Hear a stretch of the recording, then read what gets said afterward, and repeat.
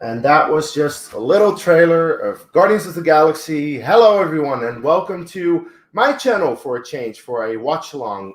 Usually I do these with Ryan on the NI Quote channel, but because Ryan has weird opinions sometimes, we are here to do Guardians of the Galaxy on my channel. And yeah, we're celebrating 10 years of Guardians of the Galaxy. It's actually pretty crazy to me that this movie is already 10 years old.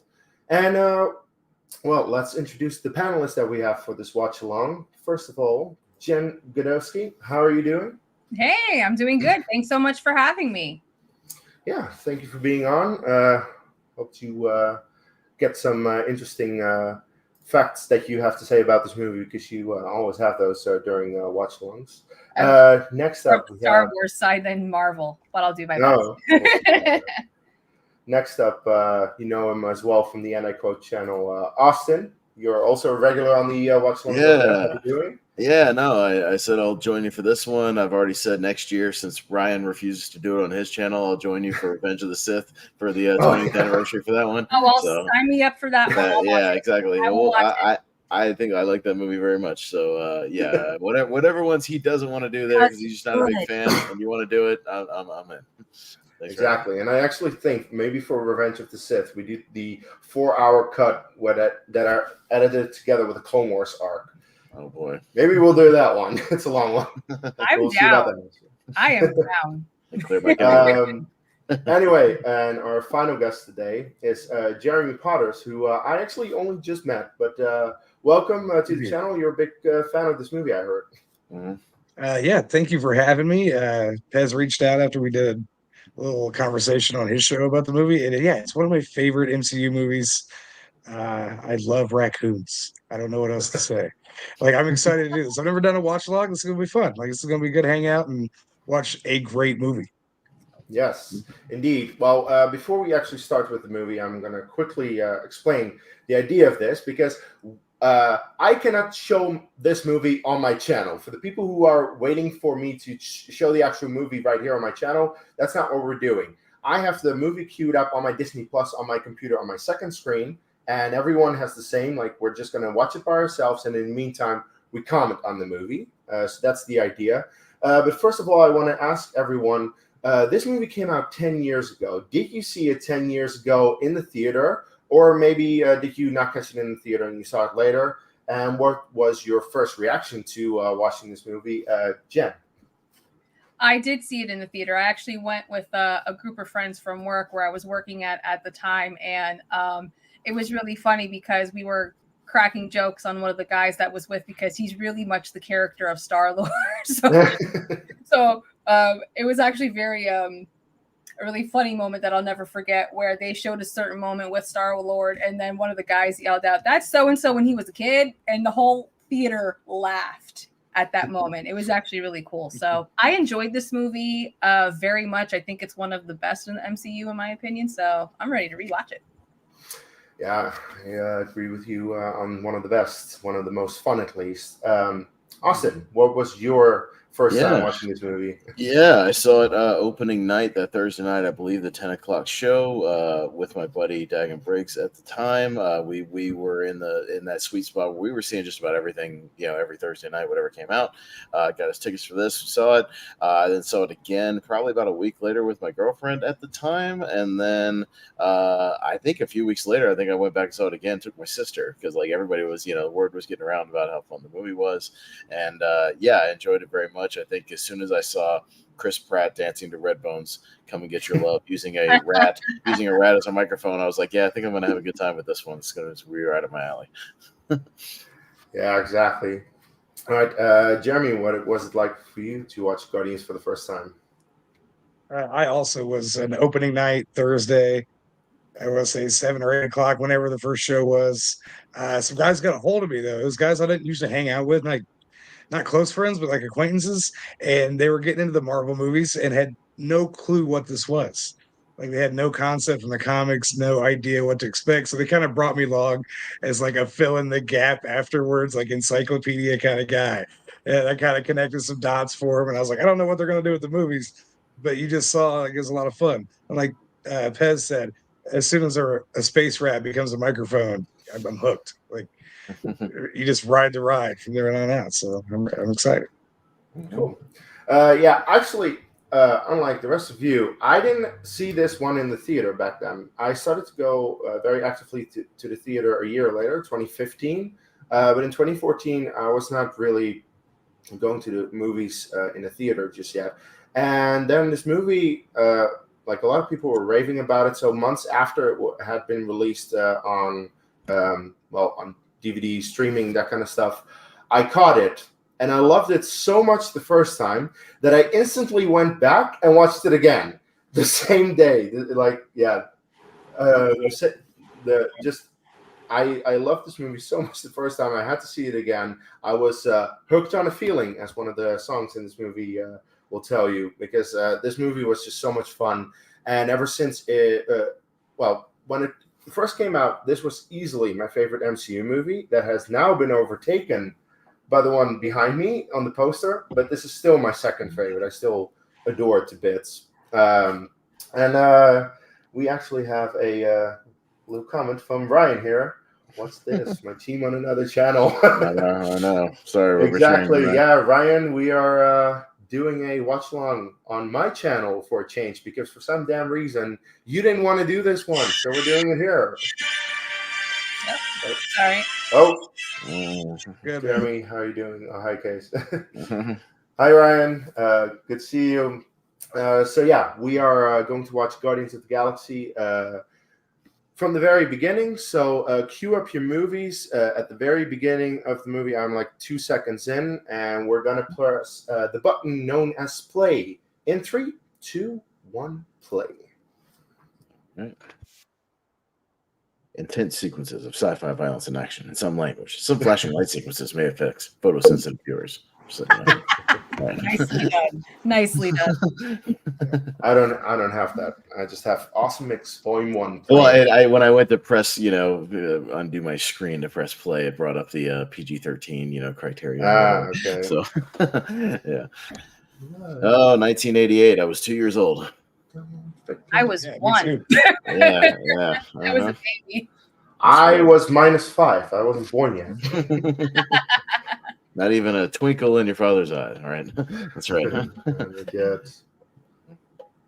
But I did have headphones like that in the early 90s, though. Like, those types of like wiry headphones with the foam on them. Yeah, I definitely had some of those with my my first cassette player.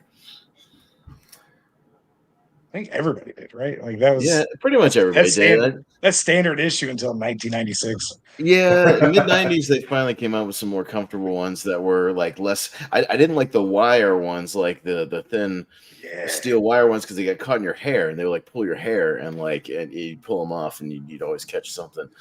Those were no good. Yeah, and then once CD players got good, and then you got better headphones and better players. I remember a comment from a reviewer about this movie when you first see this opening scene, you are like, "What is this depressing opening scene? What is happening?" And like the moment you get into the second scene where he's just dancing, it's like, okay, now we're into it, because this opening scene is really depressing. Yeah, it's a gut punch at the beginning. Yeah. To be honest, I have my screen lowered just because it's very personal for me, so I can't really watch this. Oh, understood. We'll let you know when we're in the opening credits of the movie. Yeah. Thank you, because it's just like the last thing you need me is ugly crying on this show. Oh, understood. And that'd be like if we did a watch along for like Up, and we're all just like bawling our eyes out at the opening, montage. It'd be horrible. 8 minutes in, yeah. Yes, yeah. I mean, if people want to see us ugly cry, we'll watch it. Right. I've seen some like YouTube, some of those movie reactions of like sad movies, and watch people like have crying compilations of this moment in this movie or this moment in that movie.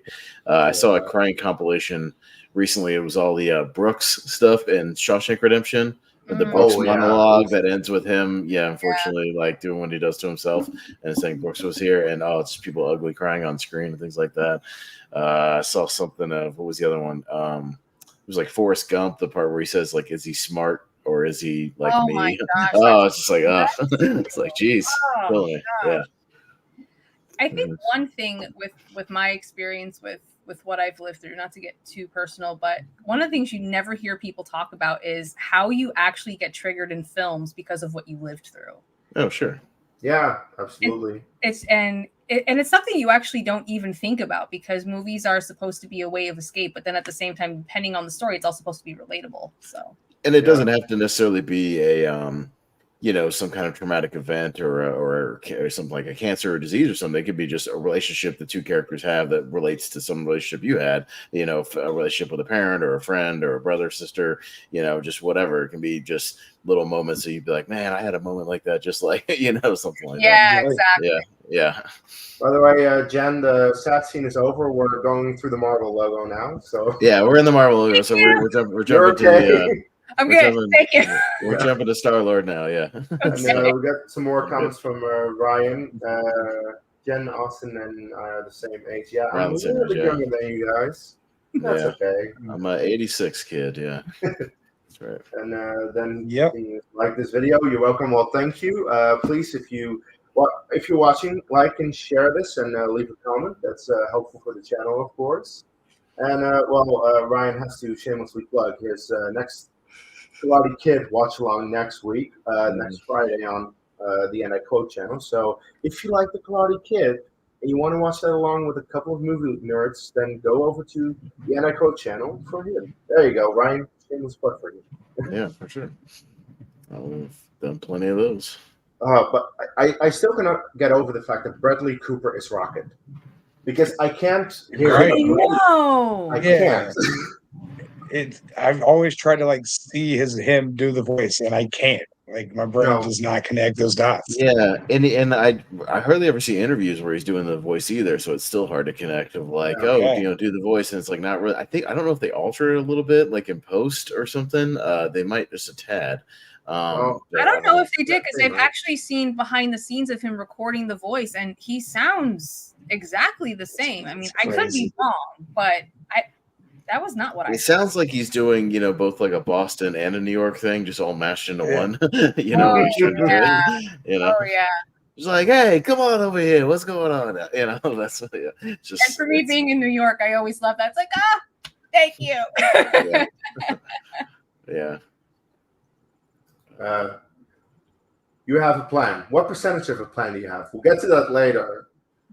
Great quote from Market. Don't get ahead of the story, Ryan. Yeah. We're only in the opening scene. We haven't even got to the point where he plays "Come and Get Your Love." But luckily, even though I'm not listening to the movie, it's very easy to know when he plays it because he pushes play on his recorder. Yeah. So on his cassette player, and then it hits the music. He's about to do it right now, and headphones on, and hook it into the belt, and click. I think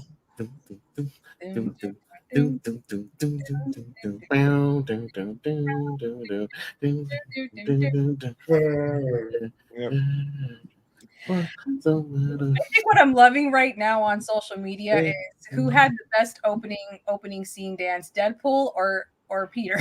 Right. A new battle right now. Spoiler alert for Deadpool 3. I have to give it to old Star-Lord here, man. Yeah, I won't say what it is, but I'll just say that Jen's right. My girlfriend, who's off screen at the moment, she's chilling over here, is a TikTok connoisseur and has seen, let's just say, the Deadpool stuff all over TikTok. Let's put it that way. Synced up with what he's dancing to. I'll just put it that way. And if you know, you know. It's good stuff. Oh yeah, no, it's two good opening dances. Love that. Sorry, Jen. He only remembers a few things. That was apparently just one of the things he remembers. It's a good thing to remember, Ryan.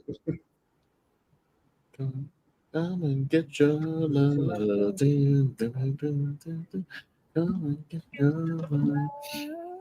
Yeah, and then I think this movie even shot some of these songs back up to the top of the actual Billboard charts, which was pretty cool. Years and years later. Go ahead and finish. No, I was just saying, and I mean, I know the soundtrack itself was at the top of the billboards, and that was the first time a movie soundtrack had been at the top of the billboards for a long, long time, probably since the 90s, actually. So that was a pretty significant thing than what it did. Yeah, I also remember when A Knight's Tale came out back, I think, in the early 2000s. That soundtrack also rocketed because it was the same thing where you take really popular songs that people knew mesh them in there. and mesh them in there. And I remember actually watching behind the scenes, and they asked the director, because I think he was one of the first that did it at that time, was why did you do that? Why did you choose these songs and how did it work? And he explained, well, when I was thinking about it, when people in history heard certain music back then, they would react the way we would react if we heard these songs. Like he had really cool reasoning for it. Yeah. Well, they then the Knight's Tale then ripped off a kid in King Arthur's court when he plays his music for the king. When he hooks up his CD player to a little speaker thing and blasts some like Bon Jovi or something. Whatever it was. So good. That was my first Kate Winslet, actually. That's Kate right. Winslet She's in there. Daniel Craig's in that movie. Craig is in that movie. Yeah, Josh Acklin plays the king, who was he was the bad guy in Lethal Weapon 2. Lord Velasco. He's Hans in the Mighty Ducks movies. Yeah, it's got a decent little cast to it. Yeah. Yeah, I'll never forget that being my first Kate Winslet. Oh my god, such a gem. In this case, Ryan was actually pretty on point with the Star-Lord. Yes. No, you're on point with the quotes now. Yes, because we just had that one. Ooh. Man, I love all the like little 80s references that they get in here. I mean, you had Risky Business, Raiders, and Ninja Turtles in 3 minutes. Ninja Turtle. Well, it all makes sense, Jeremy, because that's what he would have seen in '88 as a kid. He knows Ninja Turtles. That would have been on TV at the time. He probably would have seen Raiders on TV or on video a whole bunch of times. Probably Raiders a whole bunch. He would know he references Footloose obviously a lot. He would know Risky Business. He probably would have seen that on HBO or something. Seen Tom Cruise running around because that was '83. So it's all time period. It all makes sense. It all works. It's like a way for him to like hold on to happy memories of what he does have, and that's why he references it so much from a character standpoint. For sure. Oh, that is such a cool starship. Oh my gosh. Oh, the Milano. Yeah. The Milano. Oh, the Milano. They actually released as a Lego set. Did they? Yeah. It's out now. You can get it if you want. Are you gonna get it, or do you have it already? Well, the thing is, I have the other one. I have the one that they use in Endgame. Oh, nice. But that's the thing. Like I'm running out of space in my home, and there's only so much Lego I can store. So there's only so much geeky stuff you can have. I do think actually the Milano looks cooler than the one in Endgame because the Milano has like a cool contrast of orange and blue on it, and the other one is just orange. But I already have one.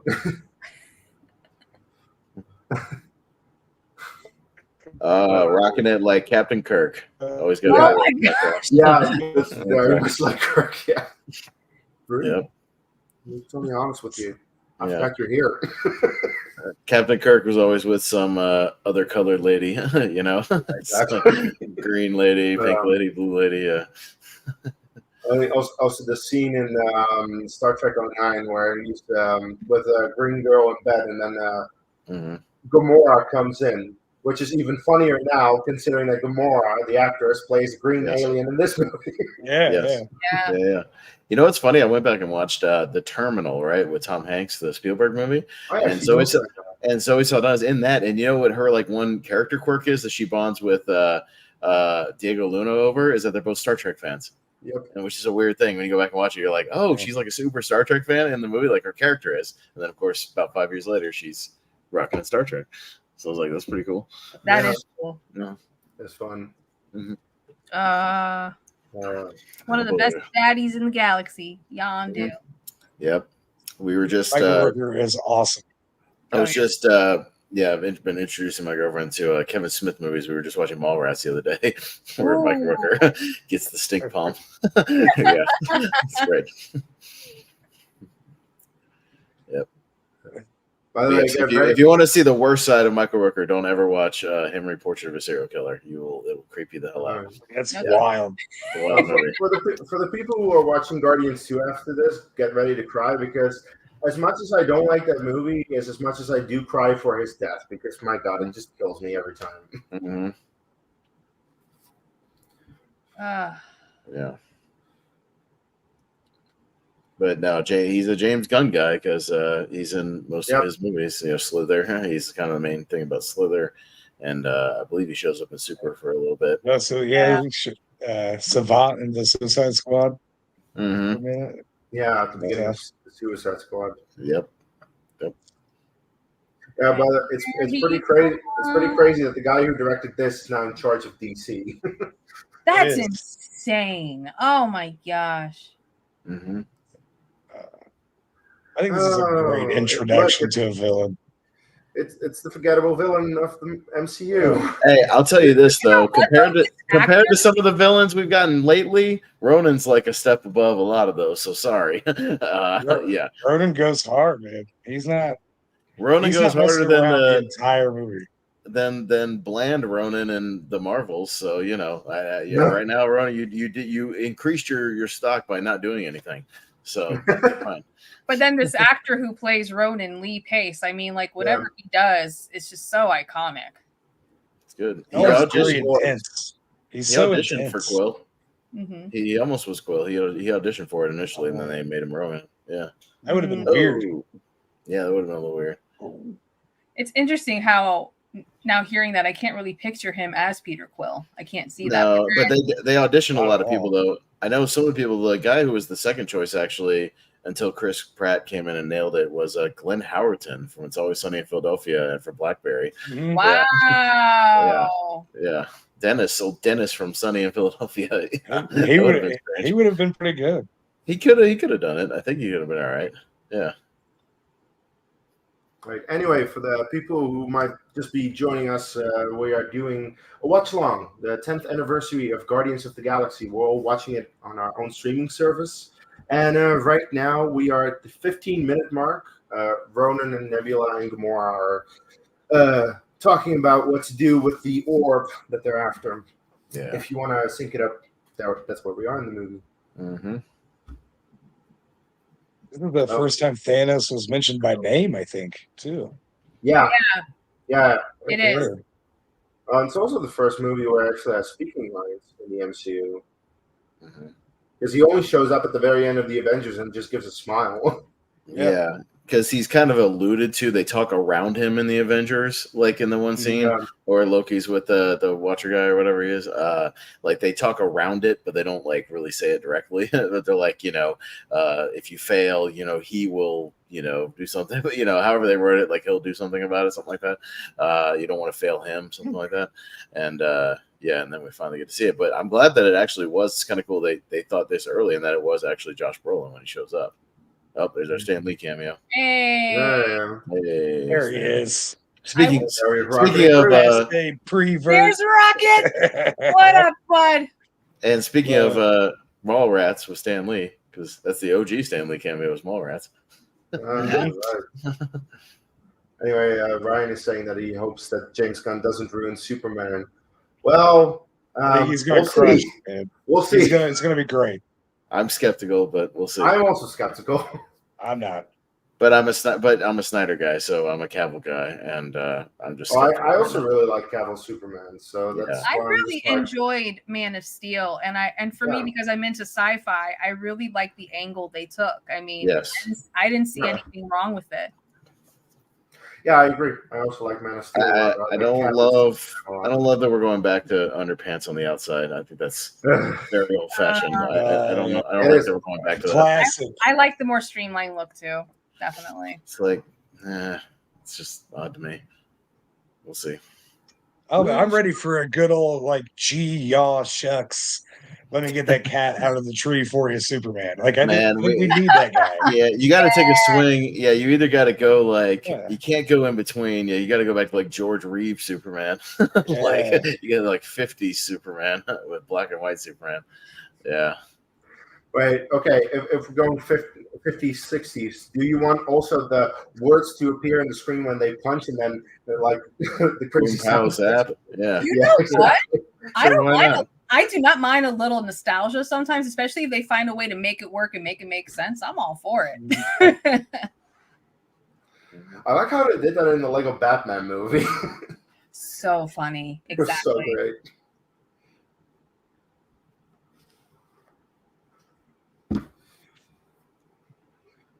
He is Peter Quill. instantly smitten. Peter Quill. People call me Star Lord. Who wouldn't be? Although I can't lie, if I nowadays By the go way, around what did going, you say I about go around Captain going, Kirk? Austin Howell. People call me Pez. That's fine. No, don't worry about it. Oh, But Austin, what did you say about Captain Kirk? Green alien. Yeah, dude, it is, man. It's he's Captain Kirk, bro. Like, ow. oh wow. I forgot about the fight scene here. Oh, Yeah. jeez. Well, and what I like about Star Lord's fight scenes is that he doesn't have superpowers. He's not super strong or anything, but he's creative and he has the gadgets and he finds a way to get around things. Yeah. So he's always like, duck to the left, duck to the right, hit some gadget, pull somebody down with a magnet, jetpack out of there. Like there's a creativity to the fight scenes where they have to. He's a really good example of what it's like for someone to think on their feet. Like he's just going. He uses his environment a little bit, here and there. Exactly. He does what he has to do to kind of get out of the situation. Don't Groot! Leave him alone. Yeah. I love Groot. He's my favorite. Groot is also my favorite character in this movie. Like, a lot of people love Rocket, and I understand why, but Groot has the best emotional moment, and I won't promise that I'm not going to cry at the end. Yeah, no, Groot's my first favorite, and Rocket is my second favorite, definitely. Well, they bagged him.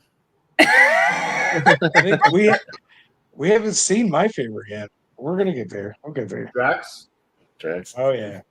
Yeah. You got it. Wait a little for Drax. Ooh, she just poor little guy. pushed him from Poor the little head. guy. She's just carving up Groot. Yeah. Ow. Groot's gonna Deadpool. Mm-hmm. Throwback stuff. There you go.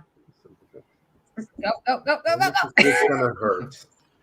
Oh yeah, this is gonna hurt. Yeah. Oh, ow. Oh, don't tase me, man. I don't care what universe you're from. That's gotta hurt. That's definitely gonna hurt. Groot Yeah. his leg. I know Jen was going for the "Don't tase me, bro. Don't tase me, bro." Don't tase me, bro. Yeah. Uh-oh. The special effects really hold up in this film. Absolutely. It's been a Yeah. while since I've seen it. To be fair, the movie was nominated for visual effects and makeup, 2 Oscars. Star Wars. John C. Reilly, man. Yeah. I would have loved to see him come back in more movies. Yes. Like he could have been Space Coulson. Like we could have had him just pop in and help here and there. Like it would have been great.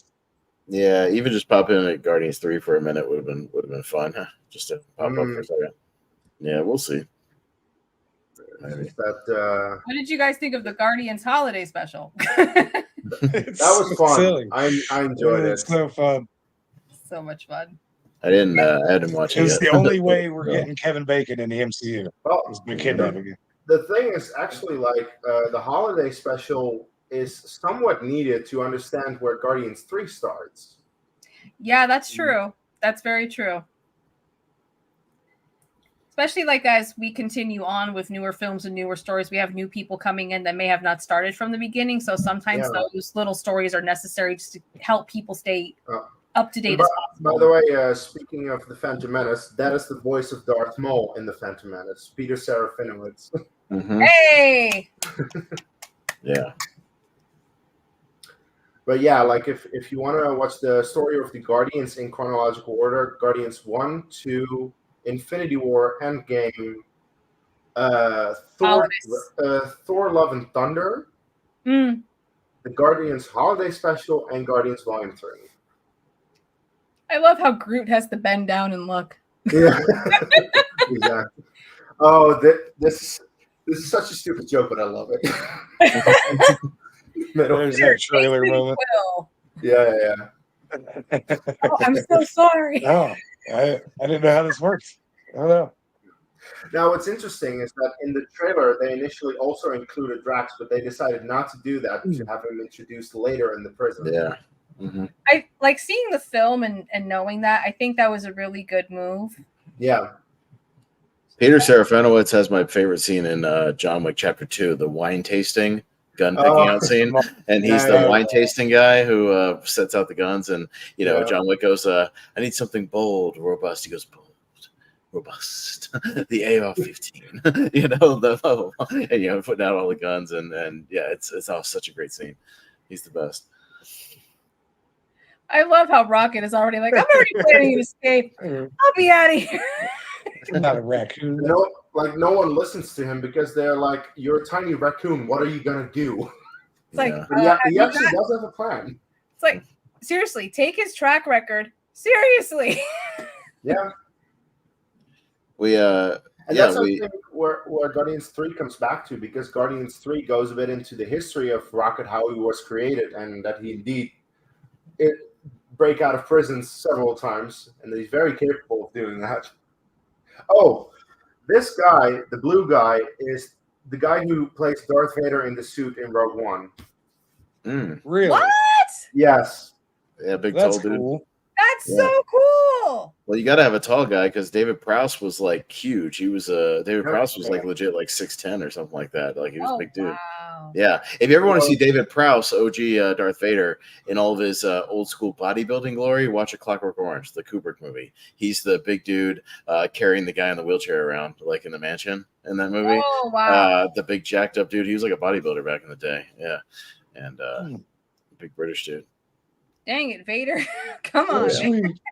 Yeah. Vader has always been cruel, hasn't he? He's like, Star-Lord, don't choke on your aspirations. Exactly. Again with the tasing. Poor dude.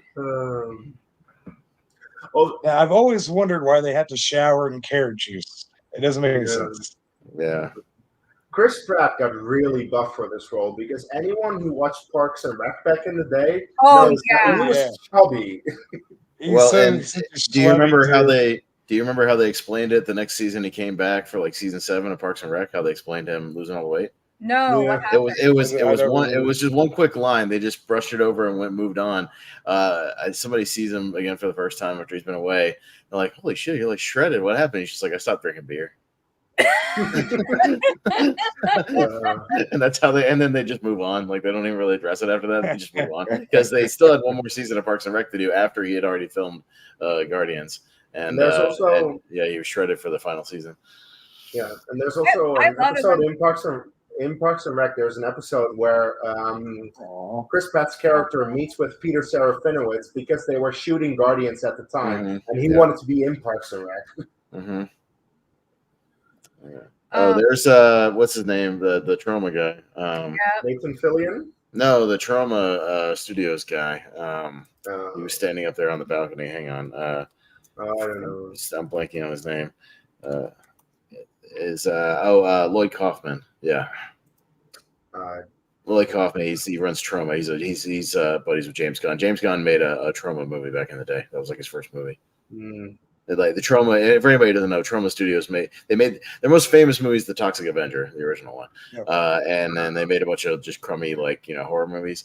There is a remake of The Toxic Avenger that is done with Peter Dinklage, but it is on the shelf, and I saw an article where it has been deemed unwatchable, so they might not have released it. It might not see the light of day. Oh, Groot!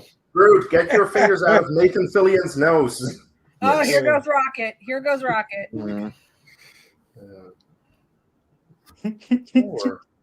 More accurately, that was our fish. Go through you. It's your own fish. It's okay, man. He's just giving him a COVID test. You know what I'm saying? Just right up the nose. You've tested negative for COVID-19. That's right. Thank you very much for your time.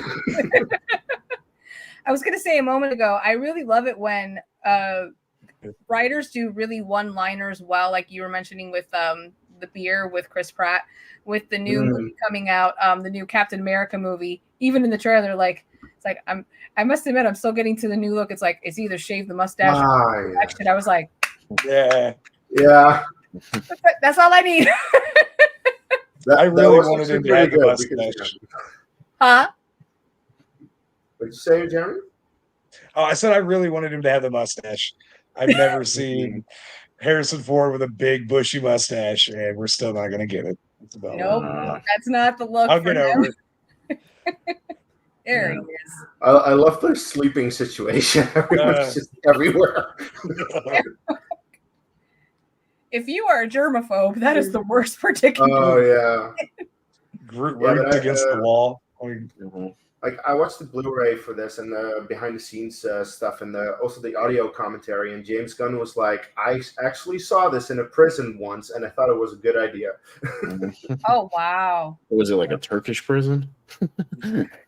Hey, Joey, you ever been in a Turkish prison? You like gladiator movies? You like gladiator movies? You ever hang around outside gymnasiums?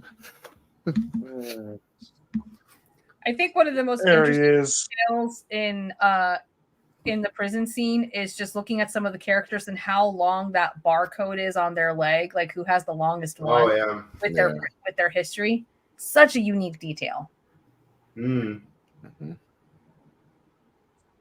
I still can't believe Dave Bautista is as good as he is. Right? Yeah. It's still hard to believe. It's also hard to believe the amount of makeup that they had to do on him. Do we know how long the makeup is? Reportedly 6 hours. 6 hours and standing up. He couldn't sit down because it's full body. He had to be like this all the time. It's like in his muscles. Yeah. And only to shoot a couple of scenes. Because he couldn't do it for very long. It's nuts. I remember hearing him in an interview that when he found out he got the role, he took acting classes right away because he was so excited for the opportunity. He wanted to do his best, and he did. He's the best wrestler turned actor working right now, in my opinion. In my opinion as well, I agree. Yes. Yeah. Yep. Yeah. Like the thing that I love so much about Drax in this movie, and also the rest of the MCU, is the fact that he just doesn't understand sarcasm, metaphors, humor. it makes for great comedy. There's especially in the second movie, like he has really good moments of that. It's like, you must be so embarrassed. Ha! That's great. When he puts the finger on the throat and like what? Just a moment. There you go. He doesn't get it. Why would I put my finger on his throat? What? Oh no, it's a symbol. It's slicing his throat.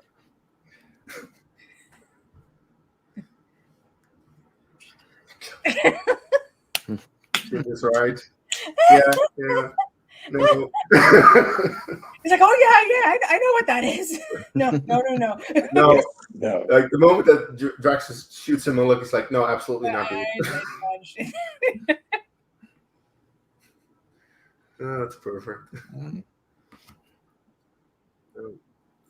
Well done, Star-Lord. You saved Gamora. Woo! Man, like I'm noticing the detail on Drax now, like with everything they did. My gosh. Oh, yeah, very detailed.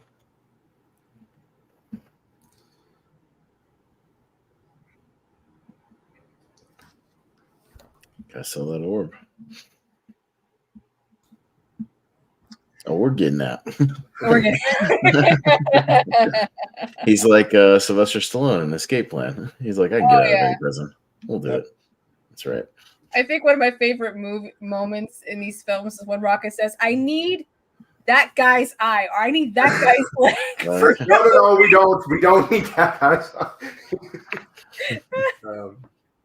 It's like, what did he look like? Was he confused? Was he hopping on one leg? Yeah, or in Infinity War when he sees Bucky and he's like, oh, I'm getting that arm. Yeah, that's such a good moment. Anyway, if you're just joining us for this watch-along of Guardians of the Galaxy, we are watching Guardians of the Galaxy because it's 10 years old and we love this movie. So if you want to watch along on a streaming service like Disney Plus or something, queue up the movie. We are at 32 minutes and 30 seconds. Thanos is about to appear in his first speaking role, actually. Here he comes. Another epic way to introduce a villain. Yeah. And this is like the biggest connection to the MCU that this movie has to me, because like this confirmed, oh, this is Avengers, because we saw him in the Avengers. Yeah. I think this reveal though, I think he looks great here. He looks really good. Yeah. He does. And Brolin kind of already had it down. Like he already kind of nailed it. Because if you go from this to Infinity War, like it's very similar performance. Like he already had the cadence down and everything. Like it was really good. Mm-hmm. Yeah, they did. He looks so good. They did upgrade the look a little bit. Like the eyes look a little weird, in my opinion. Yeah. Other than that, it looks very good. Yeah, they kind of relax some of the over accentuated details of the face. Like they kind of make him a little more human looking later. Yeah. I was just about to say that because like what we just said, this was the first time seeing Thanos, so I'm pretty sure when they went back to the room, it's like, okay, how can we improve upon it? And well, he was more the focus on that one. So yeah. Well, he had a good. It's very believable. Yeah. Brolin had a really good 2018 comic book wise because in the same summer he was in Infinity War and Deadpool 2. So he had a good summer. At the same time. Both movies came out within a month from one another. Yeah, and then he also had I need that prosthetic leg. His leg, yeah. He also had the Sicario sequel the same summer, so he had 3 movies. Oh, yeah, James Gunn. Yeah, so I mean, he was busy. He was a busy man in 2018. Oh yeah. I need the battery, so Groot is just like, I'm gonna get that battery. No, we need to get it last. He's already go. He's like, yeah, sure. Groot, what are you doing? Oh, Groot. Don't do it. Oh, Groot. Oh, good. Just his innocence. He's like, I got the battery. Yeah, he's just trying to be helpful. It's like, I got it. What do you want? He's doing his part. So the panel that just knocks the guy out. Just clocks that guy with the panel, yeah. There he goes. And Drax is like, what is going on? We got to move quickly. So we definitely need to get that last. Well, here you go. I think this, like that whole sequence is like the most comic. You just get it first and improvise. Sequence in the movie. Like it just, oh man. I love it. This might be my favorite scene of the movie, the prison breakout.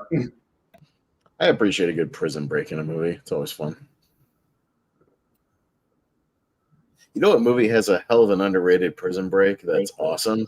Is Kung Fu Panda. Yeah. Tai Lung's prison break. Yeah. Oh, dude, when he breaks out of the chains and he's like jumping the rocks all the way to the top and just taking out all the rhinos on the way. Oh, that prison break's great. That's a good one, yeah. Like this one secondary character who's managing the prison, he is so nonchalant and slightly cocky. He really thinks, yeah, they're not going to get away. I'm like, oh, dude, you're dumb. Well, because there are security measures in place that he thinks work. But you can tell that they did not think about having a holding a prisoner like with someone like Groot. Yeah. No. It's like, oh yeah, he can grow. He could probably pull that out, couldn't he? Oh. Dang, Drax. Oof. No.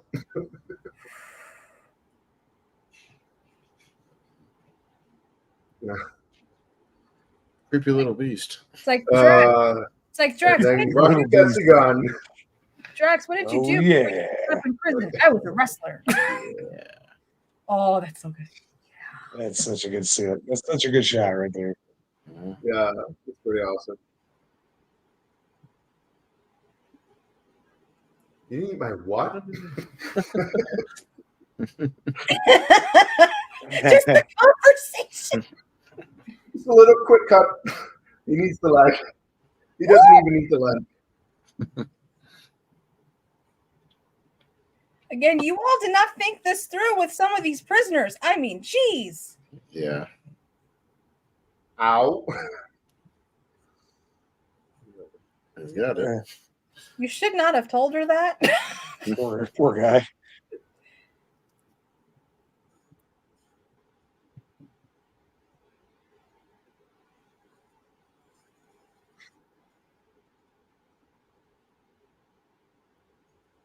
Look at Rocky kicking ass.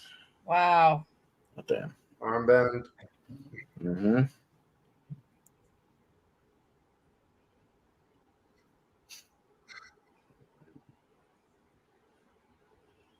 Oh, that's Man, quite he a is jump. so quick in how he builds stuff. My gosh. He knows how does prisons everything like work. he's solving a Rubik's Cube. His Yeah. little hands just That's the best way to put it. But apparently, this whole prison was a real set, though. They built this whole thing. It was one of the biggest looks sets that like had it. ever been built for it. Basically, any movie. Yeah, this thing was gigantic. I love it when a film does that, when they take the time to build sets like that. It just Man like, who was laying with an Escavarian.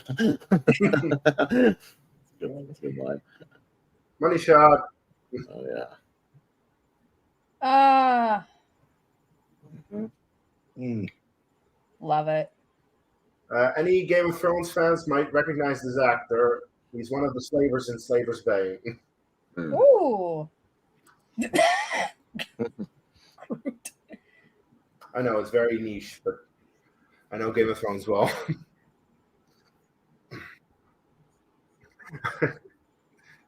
Here we go.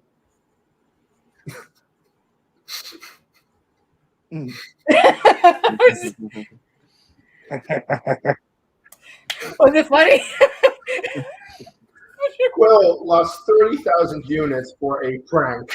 Oh my He's god. such a little a-hole. Like he really is. It's so good.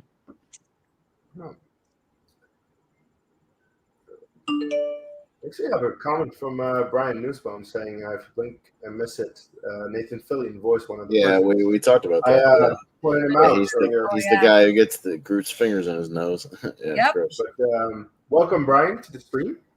Hey, Brian. Mm-hmm.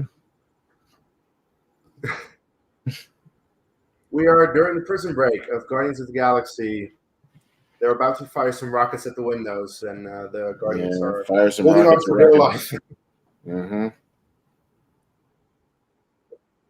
Boom. Rocket needs to hurry. This is kind of similar to the scene in Winter Soldier the same year. Yeah, they're trying to take out Sam Jackson in the car, and they with the battering ram. Yeah, and it's like window integrity, 52%, 25%, 10%, 1%. Yeah, very similar. Zero integrity at 1%. Now, yes. Now, yeah. Uh-oh. No gravity. Woohoo!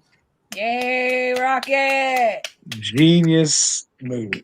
Genius. Gravity. Have we ever been here? If a guy tells you he's broken out of 22 prisons and he's already got a plan to break out of the 23rd, you should listen to it. Prison Break. I hear it's a good show. Well, I've never seen the show, I will say, but I really like this scene. Mm-hmm.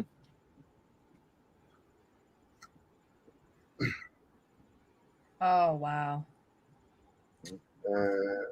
Brian agrees that's a great show. Yeah, I still haven't seen it. How he just reprograms the bots to use it as thrusters. Yep. Genius. Yep. Time to get out of here. Whee! Ooh. Pancaking dudes. Boom. Oh. I love moments like this when you play them in video games where you actually have to try to maneuver to get through some prison breaks. I know like there's a similar scene like this in Jedi Survivor where they're trying to get out of Coruscant through the ducks and everything. Oh, right, yeah. So cool. Beginning. Ryan, it's also on your watch list. Well, there you go. Get on it. Shows to watch. Prison Break. Add it to my backlog of God knows how many. Yeah, add it to my watch list of about 8,000 TV shows I got to watch that I don't have time to watch. So it's just so hard to keep. Listen, I'm a movie guy. I watch movies, like I got to get to my 100, new releases. Yeah. It's like if it's not Star Wars, it's not a priority for me. Yeah.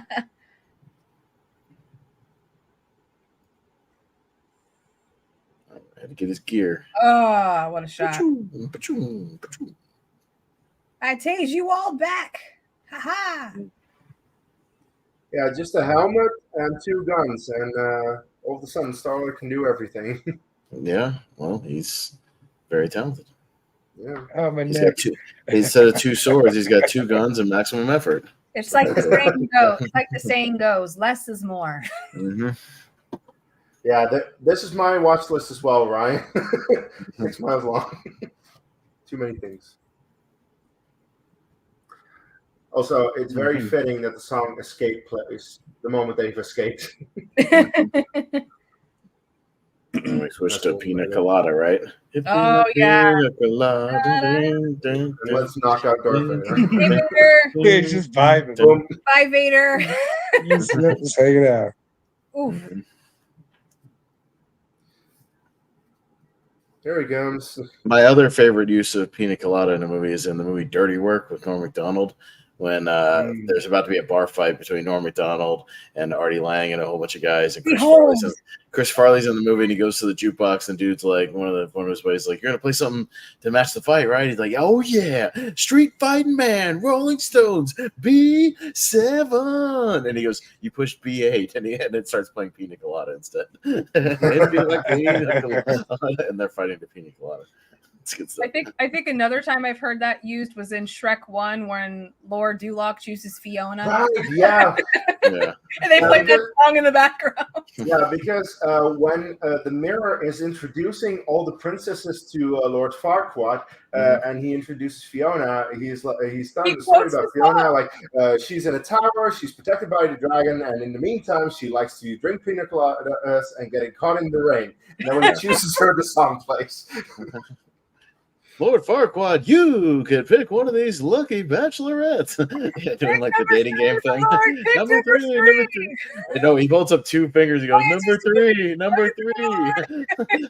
Because the dumb guy puts the wrong fingers. You know what's slept on actually is the musical that Netflix did of Shrek the Musical when they did that for a time. That show is so funny. And then the guy who does Farquaad kills it. And in that moment, he turns to the audience because there's some moments they let the audience interact, and he looks at them and goes, "There's no 4. What 4?" Such a good moment. I love it. I am not a princess. Nobody's killing anybody on my ship. He's about to make a joke that I didn't understand the first time I watched this movie because I didn't know who Jackson Pollock was, and then I looked it up and I'm like, now I get it. Yep. And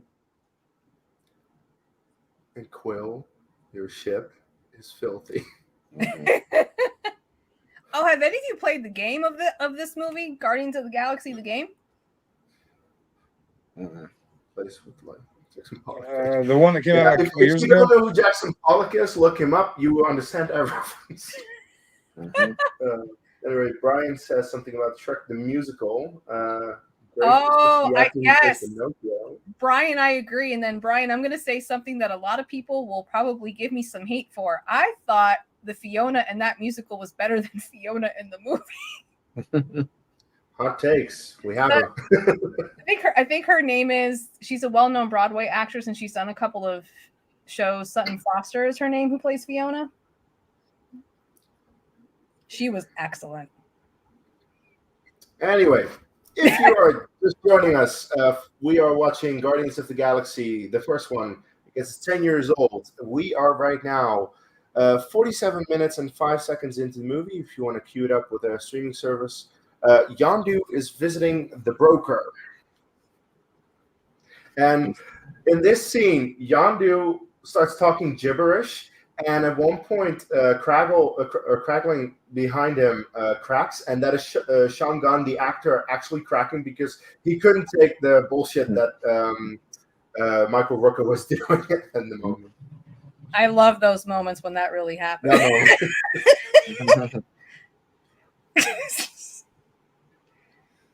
Oof. This is. I also love this arrow because throughout the movie you get these little sprinkles of like, what can this arrow really do? And at the end you see what it does. To me, it's one of the most underrated weapons I've seen in film ever presented. Because if that technology ever really did exist, the damage it could do. Yeah. It's Like- insane. Mhm. It is insane. Well, we see how much damage it can do in the sequel. Oh, When it he takes out that whole Everyone in the ship. take out everybody around the ship, he's just using the security cameras and stuff. It's great. Yeah, it's insane. yeah. Oh, the collector. Mhm. Collector played by Benicio Toro. del Toro. That's right. I love it when this guy pops up. It's like, oh, this is gonna be good. The flavor is here. Right, It's like he Brian, plays this in 2014, and then the next year it's Sicario. Well, with Josh Brolin, he's like this stone cold hitman, cartel killer. It's just like, but in this movie, he's just like beautiful, just like all this like goofy shit. He Anyway, does. according to Brian, Michael Rooker is great at conventions. Like he comes to you instead of waiting in line, so that's pretty cool. Yeah. I don't really go to conventions. We don't have a lot of them here in the Netherlands, but if I ever do and he's there, I might look him up. Yeah, he's cool. there are certain celebrities that when they go to conventions, they really make sure that they really connect with their fans and they want to have that moment with them. And it just makes it so much more fun. And it just really is a testament to the person those few individuals are who really love their fans and are like, that they really appreciate that time with fans in those moments. So I remember when I met Cary Elwes at a convention, I went up to meet him, got a really cool selfie with him, and he actually took time to speak with me, and we actually talked about our mutual favorite artist, David Bowie. We just talked about his music for like 15 minutes. Mm-hmm. So just had a song from David Bowie. See? Moon's Daydream. I will never forget that moment, just hanging out with him, Robin of Locksley, talking about David Bowie. Yeah. No, I got a chance to get a thing with Cary Elwes, and my thing was one of my favorite movies is Twister, so he signed a Twister 8x10 for me. And I told him, I said, I hope you take this the right way because it's a compliment to how much I like your character in that movie, but you're very punchable in that movie. and he laughed and he said thanks. And I got him to write "Look out" on the 8x10 because that's what he says right before he gets sucked up into the Twister. I love that. Woo! Mm-hmm. Ooh, that thing ugly. Like this little game is brutal with the little creatures eating each other, but I wish it was at my local casino. Like I would love to bet on space lizards. No, that's some good because even if you lose, that's some good shit to bet on. That's some entertaining stuff right there. Yeah. Hey, look at all those people; they're having a blast. Oh yeah. Not having a care in the world. But it's like their version of cockfighting, though. I'm pretty sure it's not legal. No, that's exactly what it is. Yeah. Yeah. Like I'm pretty sure this nowhere place is like the Tijuana of the galaxy. It's not exactly legal. It's a little dingy looking, a little gross, some shady stuff going on. Yeah. It's known, but at the same time, it's like, we'll leave them there. Kind of, yeah. It's like whatever.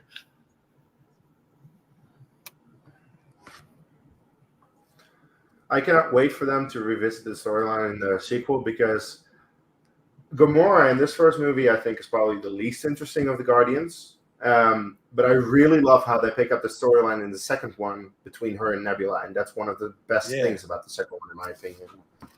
I wonder how much, though, they do plan that out in the writer's room, especially like if they're planning to do multiple films. Like, when is the right time to visit certain story points and when it makes sense? Because I know sometimes that is a necessary conversation, but then I know with other films we all have seen, it's just like, why didn't they delve into this more? Why do we have to wait for this time? So I've always wondered about that.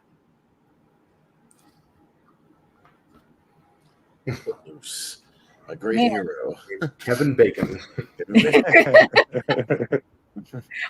then we finally get Kevin Bacon in the holiday special. It is so poetic. I love it. Drax and Mantis go to Earth to kidnap him for as a Christmas gift for Peter. Can we just talk about how Drax and Mantis just go live it up in California? Yeah. I love that montage so much. Yeah. Kevin Bacon is the star of my second favorite movie of all time, Tremors. Anybody knows? Tremors. So good. Oh yeah, so good. And he's the villain of my favorite X-Men movie, X-Men First Class, Sebastian Shaw. All right, that is your So favorite good. X-Men movie. He's so good in that. He's great in that movie. He's fantastic. One of my favorite lines in the film is coming up. No. Is it the pelvic sorcery? The pelvic sorcery line? Pelvic sorcery. I can't wait for you to come to your Pelvic sorcery. Pelvic sorcery. Yeah, Drax is getting himself into a fight. Yep. Uh-huh. Poor Drax. Oh. Drax, you can't beat up Groot. He's a tree. Yeah. Oh, That is true. He That is called me also rude. true. also true. Everyone. Oh, poor Rocket. It hits so differently now when you know his whole story. Yeah. Oh.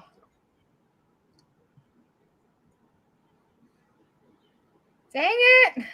Yeah. Guardians 3.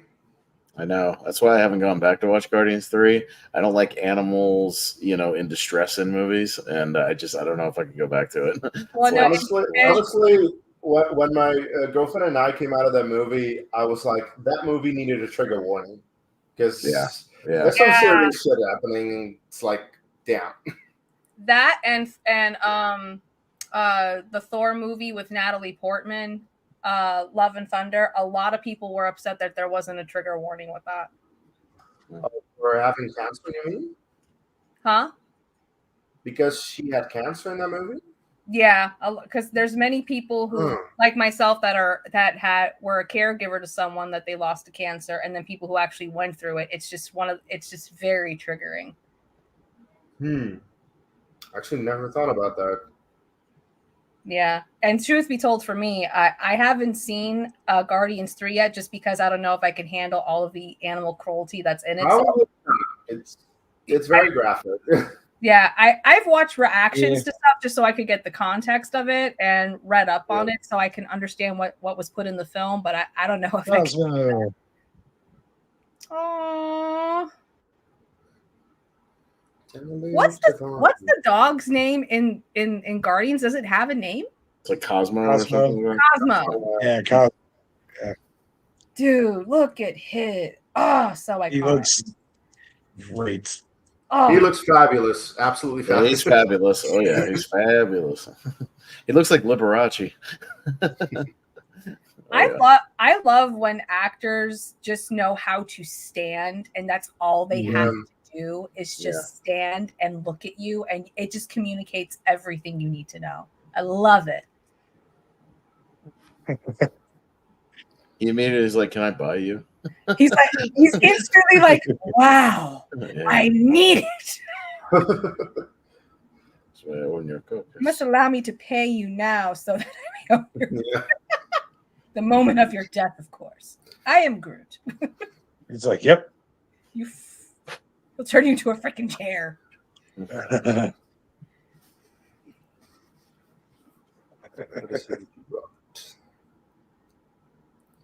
I think this is the first time I'm recognizing Groot's innocence. Here he drops the orb. He actually that was real. He dropped it for real. Chris Pratt actually dropped it. But it matches the character because he's a klutz. So that's like Anne Hathaway in all the Princess Diaries films. That's mostly her being a klutz. Like that, a lot of it's unscripted, and they just keep it in there because it works. Yeah, it works. Which didn't that movie just also have an anniversary? Princess Diaries? 2001? No. In 2 years. 2 years it has one. Okay. Mm-hmm. Also, the first time that the Infinity Stones get explained in the MCU. Yes. Yeah. And we actually see them for the first time and see one. And we see a Celestial. Yes. You see the Tesseract, you see the Reality Stone. All the foreshadowing. Oh, Celestial. There he is, yeah. Yeah. Yep. Hell yeah. Yep. And what it's used for. Oh, Star-Lord.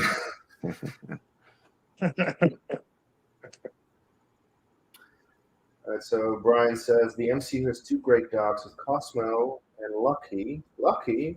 In what movie does Lucky appear? Or is that a TV show? I'll look it up. He's I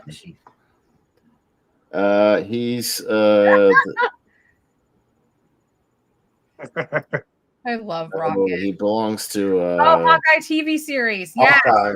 belongs to Kate Bishop's dog. Yeah, Okay. so the thing is, I've only seen Hawkeye once, so I don't remember too well, if I'm That's honest. another wonderful Christmas Marvel show to watch. Oh, Because it happens during good. Christmas. Here's the funny thing. When I was watching that show, everywhere it was filmed was around my office, so I know exactly where they were filming it. Oh, that's cool. Yeah, so like the hotel that they were coming out of, that's actually the plaza. So when you see the street view, my office is right down the street on the corner. I was like, oh my gosh, they were right there. That's cool. Wow. Woo. Well, that's the Power Stone for you.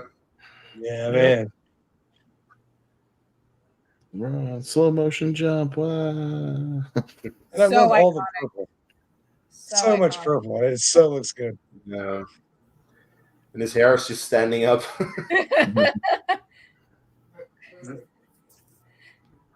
He looks like the kid from Jurassic Park when he falls off the fence.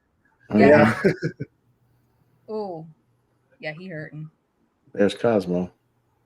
Cosmo! Mhm. It's a knapsack. Have that in your purse.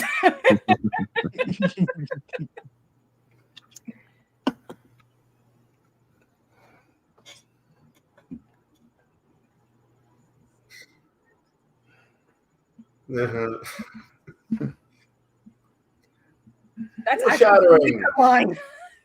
Foreshadowing. You don't realize how much foreshadowing is in a film until you see so much, and then you go back. Oh, let me tell you something. You want to talk about foreshadowing in a movie? Go back with all the stuff we've seen in Infinity War, Endgame, etc., and go back and watch Age of Ultron. Oh, yes. Holy cow! Like I hadn't watched Age of Ultron in a while, and I watched it for a review.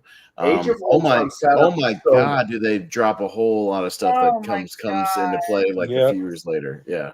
So that's actually one of my top Avenger movies that I love. I watch that one a lot. Age of Ultron. Oh, yeah, you're absolutely right. That is just ridiculous. Like Age of Ultron is not my favorite Avengers movie because Infinity War is, but I have always liked Age of Ultron ever since I first saw it back in the theater in 2015. Oh, and I knew that they did a lot with it.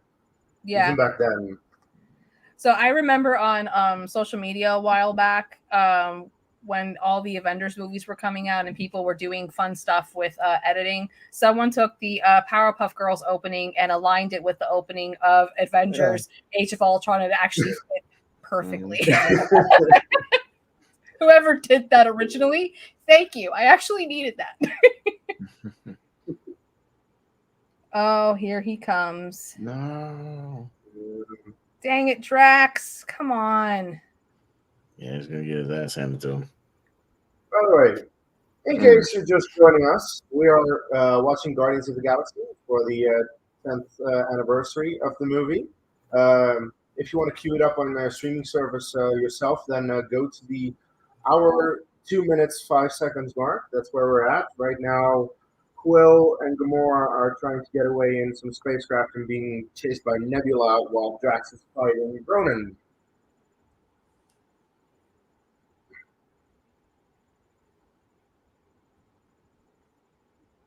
And, okay, I should say Drax is throwing himself at Ronan, and Ronan is way too strong for Drax. He is just parrying left and right. Yeah.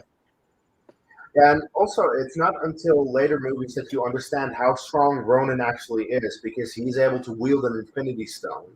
Mm-hmm. And this movie didn't really show that well, but if you see the later movies, you realize, okay, Ronan was a really strong motherfucker. Yeah. Using that ship as a battering ram. Boom. That's the new version of bumper cars, everyone. That's right. Yeah. Wow. Or we go through you. Exactly. I love Rocket. Exactly.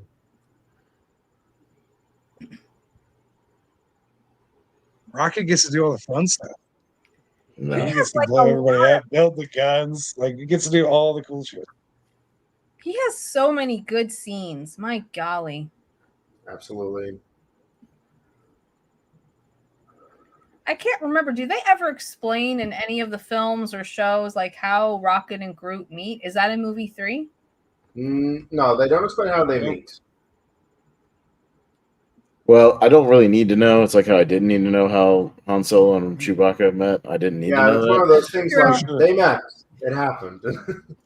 And we get this awesomeness, so who cares? Oof.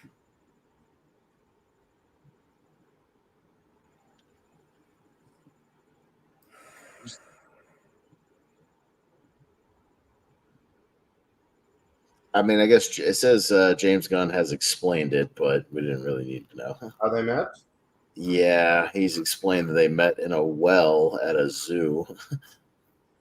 Oh, All right. okay. Yeah, but it's kind of similar to the Han Solo Chewbacca thing, kind of. They were both like being held captive when they met.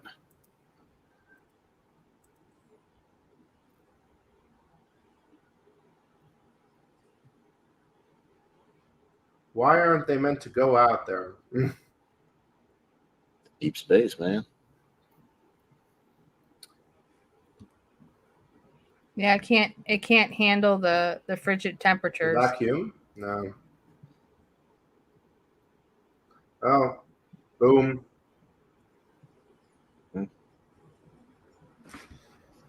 Oh, Nebula. I didn't know who Karen Gillan was until this movie came out. I didn't watch Doctor Who or anything. Yeah, I didn't know either. It was a very cool introduction to a brand new actor for me. Mm-hmm. Yep. That's Jeremy, my partner Jordan Anderson. That's like his celebrity crush is Karen Gillan. That's one of his girls. Oh yeah, loves Karen Gillan. Oh yeah. And she is another example of hours and hours of makeup. Yeah. Yes. There's a reason this movie was nominated for the Oscar. She Oh. legit shaved her head for it. Yeah. Yep. Mm-hmm. She went all in. That's the thing. Like, you can put on like some kind of a hairnet to mask it, but it will never look as good. For me personally, when I hear actors do that, they just get more respect from me. I'm like, thank you. Mm-hmm. Commitment. Yeah, I will say though, the actor who Austin Butler in Dune 2 has made that makeup that they did on him with that cap. So impressed. I couldn't. Yeah, but in his case, they also needed to take the eyebrows with. Yeah, he was explaining that the cap they made covered his eyebrows because the next film they did, when they were communicating the schedule, they were like, listen, we really need his hair and it's not going to grow back in time. We have to figure out something. And he said that in makeup, that if they were off just by a little bit, it would close his eyes if they were not careful enough, just because of where it lines up over the eyebrows to go back. Yeah.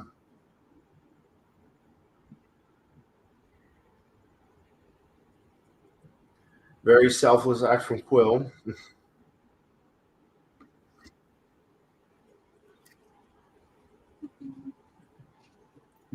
I love this moment when we see Rocket actually, like, he actually cares for the people that he's with. Like, it's just a small moment, but like it's very telling to Rocket's true character.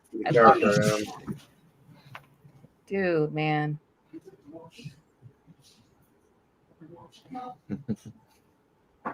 That looks so cool.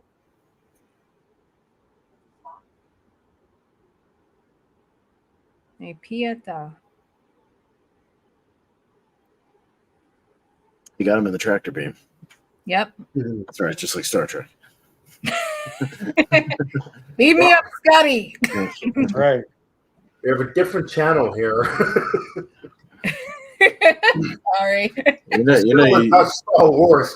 All this Star Wars talk. Case you could do the 09 Star Trek. It is celebrating an anniversary. It is, and for some damn reason, Ryan does not have it included in his lists. Dang it, Ryan! I like that movie a lot. I like the 09 Star Trek. Yeah, me too.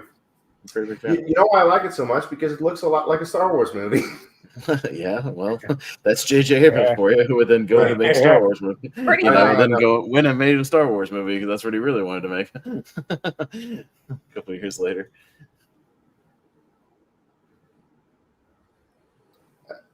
Well, they have to go.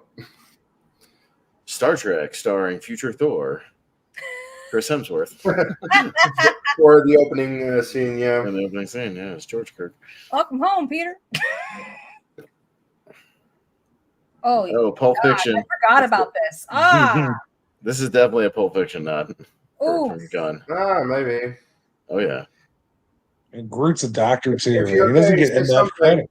Something. Oh, Pulp Fiction. That is a watch-along we are going to do on Ryan's channel. Oh, yeah. No, that one will They're happen. all idiots. Love Rocket. We just did a cheap plug for our channel, Movie Hero Network. We just did a fun episode of Recast for Pulp Fiction, where we did some fun recasting of Pulp Fiction. So some people went more with like modern actors. I tried to make Tarantino proud. I went all 70s actors. If the movie was made in the 70s, for to make Tarantino proud because he's a big 70s guy. So I went with all 70s people. One person should do a devil's advocate to cast the worst people for Pulp Fiction. That would be such a fun conversation. Yeah. Way bold to direct the movie. Right. I didn't have much success with my 70s recasting because the other panels were not as familiar. I got one overwhelmingly so though, because even the character in Pulp Fiction looks like him. That the wolf should be played by Charles Bronson in the 70s. I was like, there you go. Because I pulled up a picture of Bronson in the 70s. He's even got the same mustache and haircut and everything that Harvey Keitel is modeling himself after Bronson in that scene as the wolf. So good stuff. But yeah, we're gonna do a cheap plug for my thing. Our next episode of Recast in about a month will be for Jurassic Park. I'm gonna recast Jurassic Park. It'll be fun. Ooh. Yeah. How about that guy from this movie? Like, I think Chris Pratt would do well in Jurassic Park. Yeah, they should think about that. Here, you're making me kick grass. Beat up grass, excuse me. Grass. I love it. Bring it to me.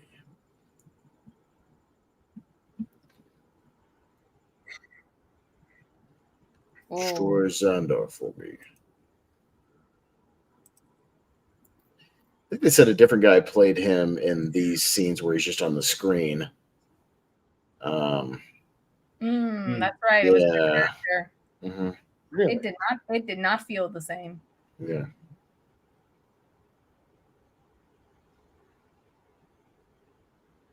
And they just slaps it into the sledgehammer thing. That's pretty cool. Yeah.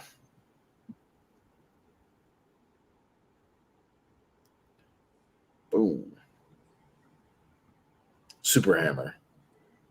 And the first thing he says, "You call me boy." Boy. That's right. Communicates so much. Mm-hmm.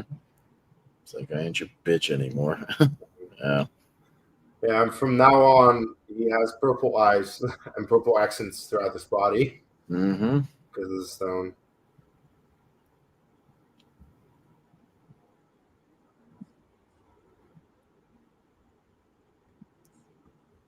Wow. Wow. It just hits differently. My gosh.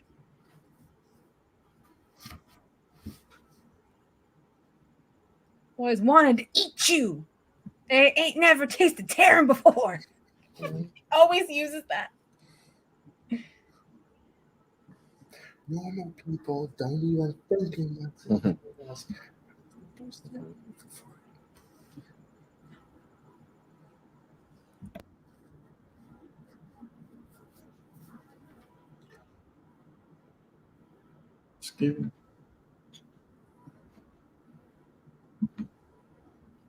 Yeah, dude. I wonder how Rooker's makeup had to take a while too. I'd imagine. Yeah. That's like with the head, with the headpiece, and then putting the prosthetic over it. Yeah. And then, like, depending on the prosthetics, I think they even have to go down like to the shoulders. Yeah. Oh boy, that's the arrow again. It's got to teach stuff.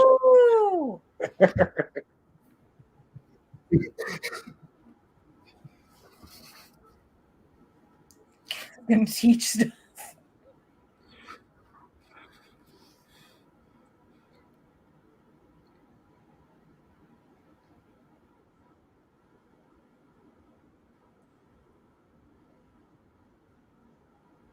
He said about 2 to 3 hours, so not quite as much as Drax's, because Drax's has more detailed carvings and stuff on it, things like that. Yeah, and his whole body. Like I said, his is more full body because the Yondu stuff you can just go to like kind of the neck area, and stop there because he's wearing kind of the jacket.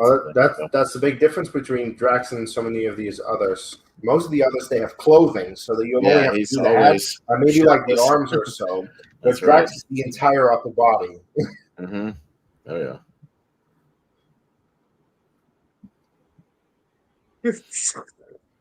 Mm-hmm. Oh yeah, this is smartest. Oh, Rocket! I love this scene.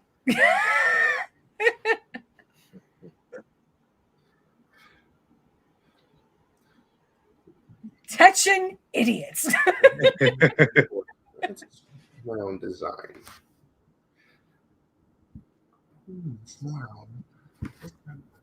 A very big new one.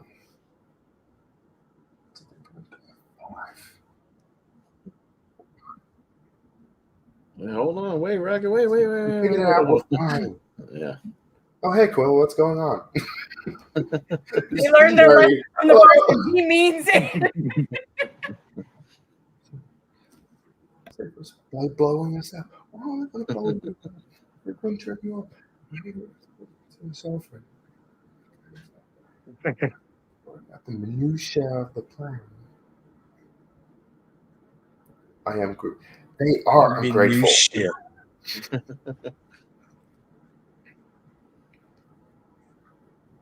You guys heard about Vin Diesel recording all of his lines in like 12 different languages, right? Oh wow! Really? He did That's all commitment. Yeah. Well, because it was only one line, essentially just said different ways. He did all the. Yeah, but just were 2 lines, right? But just with different inflection. But he went ahead and recorded all the ADR stuff for all the different. So he did it in Portuguese, he did it in Spanish, he did it in French, he did it in German, he did it in Japanese. He did everything. So cool. Yeah, because it wasn't that much, but he did it though, so that's cool. That's very cool. Mm-hmm. I guess he didn't trust everybody else to get his his deep inflection, his voice line right. There's only one Vin Diesel voice. That's right. Because that is not a hysterical laugh of my entire life. You would have been in love with percent. Also, 12% is a reference to the Avengers, where Tony and Pepper are sharing a moment, and Pepper's like, I was having 12% of a moment. Mm-hmm. Oh.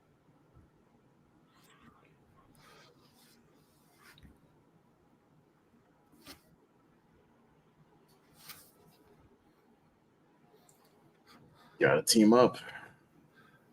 Because we've got to have a montage. Get ready to face the final battle. Time to gear up. Anyway, for the people watching the stream right now, hello. We are doing the 10th anniversary watch-along of Guardians of the Galaxy. So if you have the movie on a streaming service or Blu-ray or whatever, then cue it up. We are currently at the 1 hour, 17 minutes, and 50 seconds mark. They're about to go to battle. The third act is about to start. Like, Quill's making a big speech. Yeah, he's trying to get them all pumped up.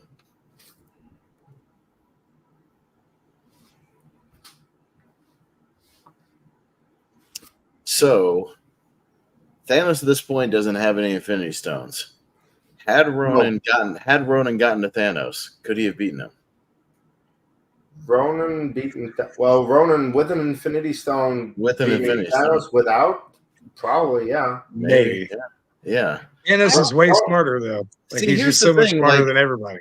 This What If show, they do a lot of questions that I didn't ask in the first place. I How about love we ask, that show. how about we ask the questions that would be actually fun to answer? Like, had Ronan, gone after Thanos like he would have with the Infinity Stone, they had a battle, who would win the battle? You know what I mean? Like, don't all these questions and all these premises. I boot up the shows. I'm like, I never asked that in the first place. It's just like, what?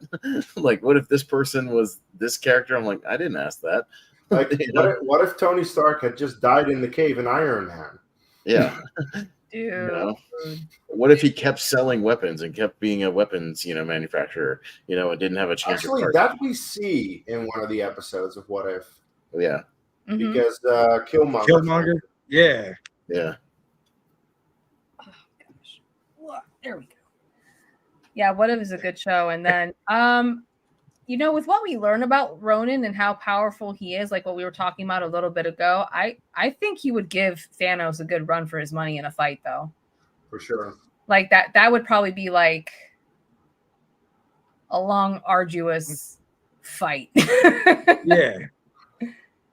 Standing in a circle. Bunch of jackasses.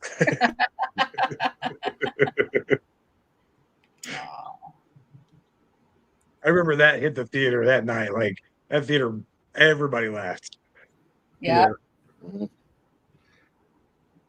I mean, yeah, some of them are definitely jackasses. But they're jackasses with the right skill set and the heart in the right place, so it works.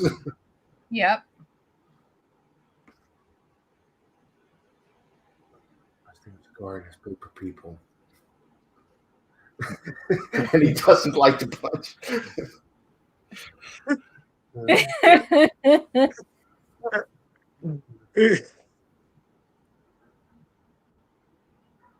I think it's something when I see certain storylines like this where the most unlikely characters come up with the best plan and then they go up to the government going, hey, we need your help. And then they make the government look bad because they couldn't think of the same plan. It's very interesting. Oh, they get creative. Mm-hmm. Groot. Oh, here we go. That guy's eye. No, we don't. No, we don't. And he starts chuckling. Seriously, it's important to me. Rocket, we're not going to fall for that again. Oh, man. I also love how in the second movie, at one point, Yondu wants Groot to get his fin, and Groot comes with all these things. He even offers a finger at one point. It's like, no. Yeah. Hello, Dad. Hello, Ma. I'm a cherry bomb. So good. Everyone just starts yelling. All of his little toys. Yeah. He wasn't lying when he spoke to his girlfriend. He was like, I like to stick him on the roll and like control. A little collector himself. Yeah. Mm-hmm. Everybody's have their own little collections. Everybody's nerdy about something. That's where the troll doll comes in at the end.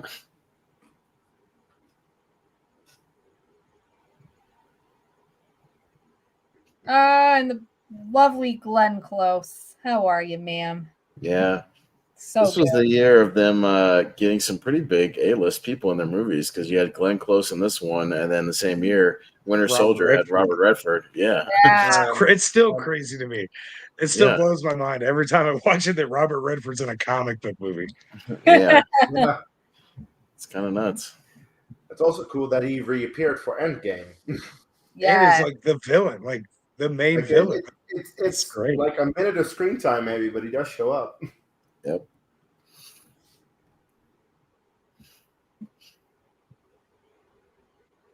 He's an a-hole. but he's not, and I'm quoting him here, 100% a dick.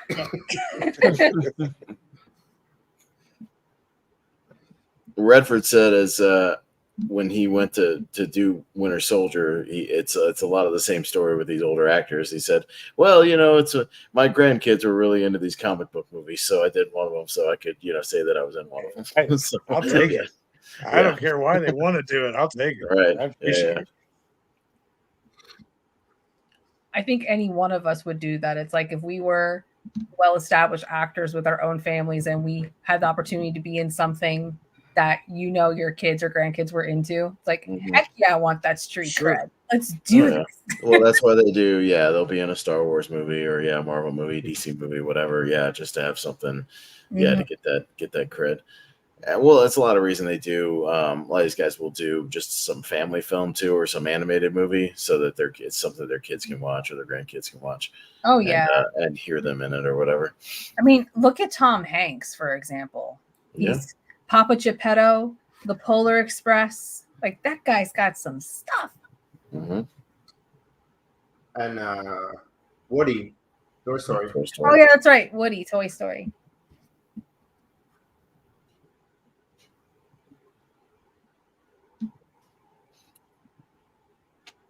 Lasers, action, lasers. The hell of a ship, though. It's a big ass ship. Pew pew pew. Pew pew pew pew pew pew Dog pew ass pew or- pew pew pew pew pew pew.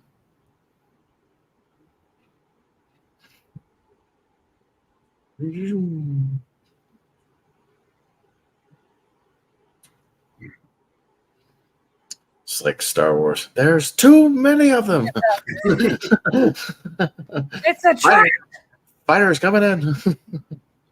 Cover me, Porkins. Yeah. I'm here. No, it's I'm here.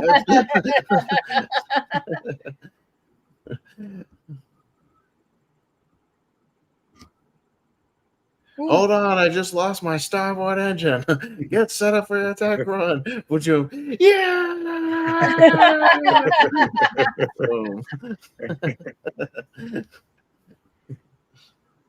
This is also a cool moment of all the Zendarian ships showing up. Yeah. Nice. I really love the ship design in You this. got my dick message.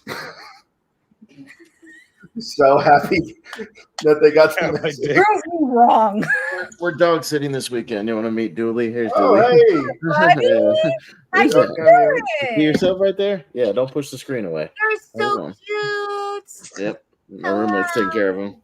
So he's my parents' dog. We're taking care of him this weekend. Hey, now go see him. Go see. So cute. Also, I love how much Drax is loving all of this. Mm-hmm. Drax is just having the best time. Mm-hmm. We're just like Kevin Bacon. Right. That's right.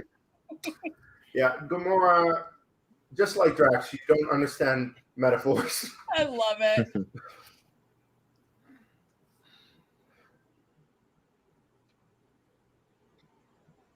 Nebula is absolutely diabolical in this movie. I was just about to say she is so extra. Get out of my way.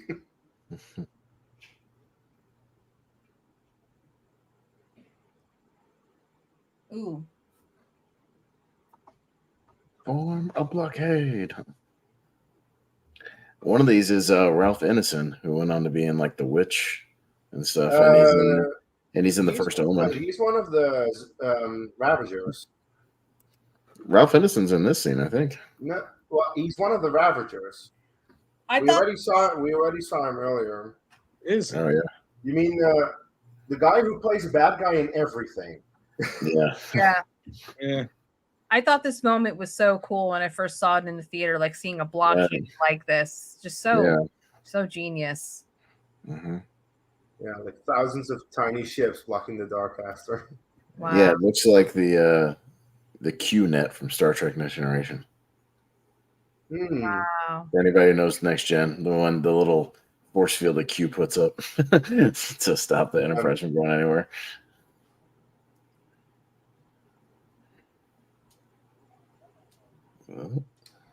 All right, Groot, show us why you're the best character in this movie. And go. I love this moment. So good. So great. Mhm. I also love Peter's response in a moment.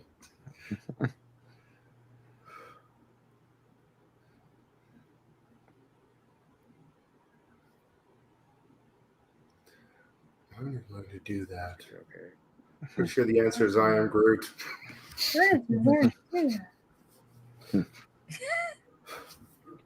And he just nods. Like, yes, it is. I am. It is exactly. Oh, Wow. by the way, this is the most raunchy that MCU language ever gets, I feel. Up until Deadpool. Yeah, okay, up until that Right. point. But like, I feel like with certain And films, this green horn. later in the MCU, they kept pushing the envelope each time. Yeah. Stupid.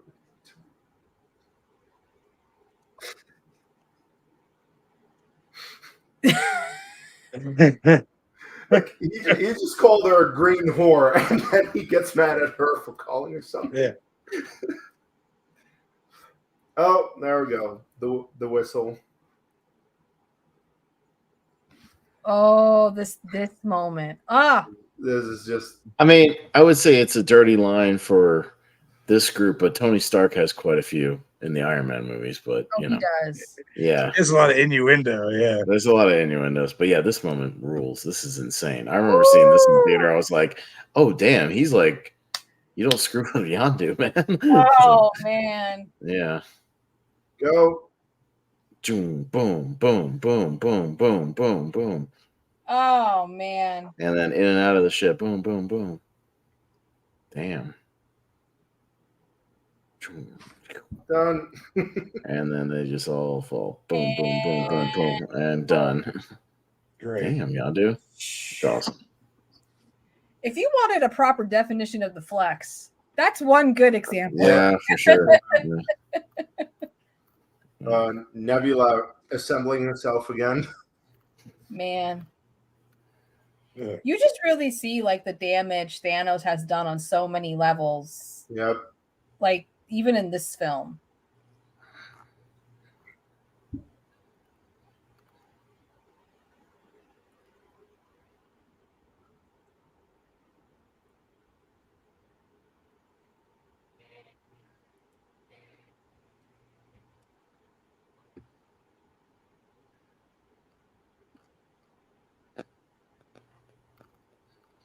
I was looking up a Reddit thread of the dirtiest innuendos or lines in the MCU, and people are dropping a whole bunch of them. Like when Loki calls Black Widow a mewling quim. It's kind of similar. Yeah. Oh. I mean, most of it is Stark stuff, you know, or just, you know, sexual innuendos from Tony Stark. But yeah.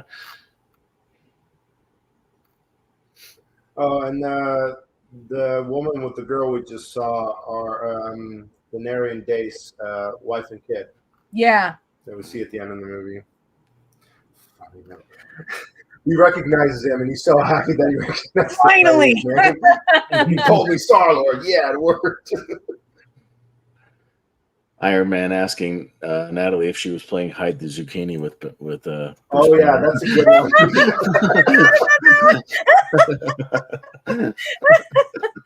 So good. Oh.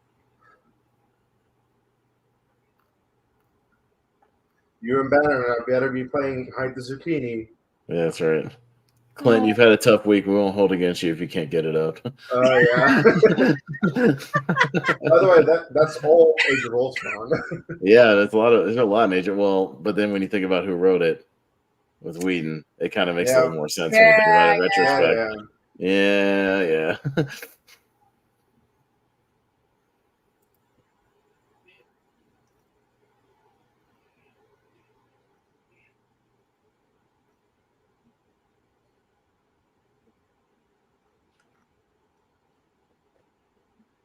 Man.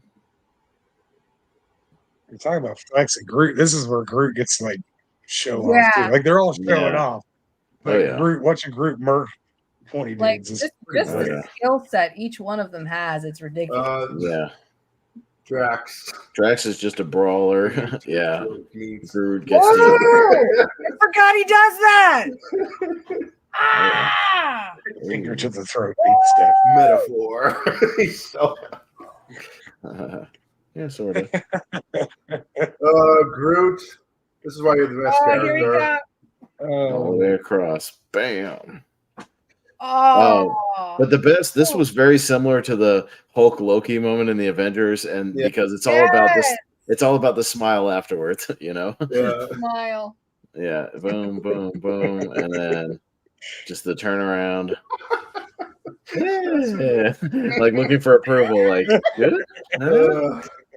That is perfect. Pretty cool. Huh? Yeah. Yeah, look what I It's did. very, very similar because I remember the first time, the Avengers, when Loki did the whole like, you big beast, I will not bow down, and he just does the slam, and the I crowd was is just just going about crazy. to say, I love it every Yeah. time when Hulk walks away. Ugh. He's this puny god. Puny God. Well, here's the thing, Jen. The first 3 or 4 times I saw it in the theater, we all missed that line because everybody was just going nuts for the actual moment.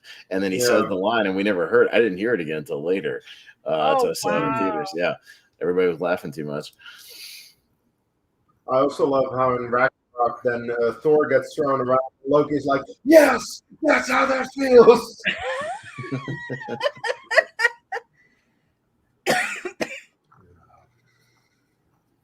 Man, again, just these small moments with Rocket when you see he really cares. And R.I.P. Denarian Day, Denarian Soul, aka Darth Maul's voice. Yep. He just died.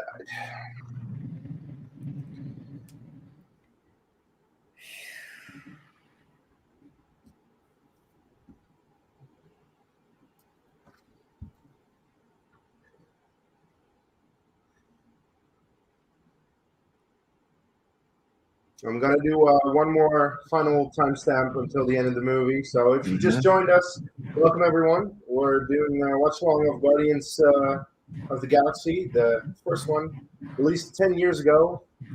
And we are watching this by ourselves on a streaming service. So if you want to queue up your own version, we're an hour 35 and 40 into the movie.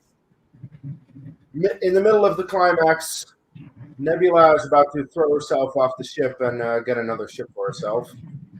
That actually, in the next movie, she's going to stare into Gamora. Yep.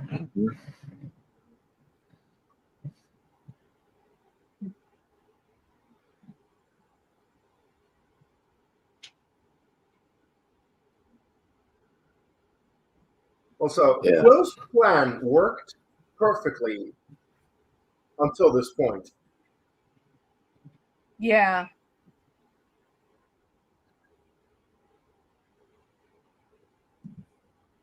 Everything that he explained happened as it did with the Hadron Enforcer facing Ronan.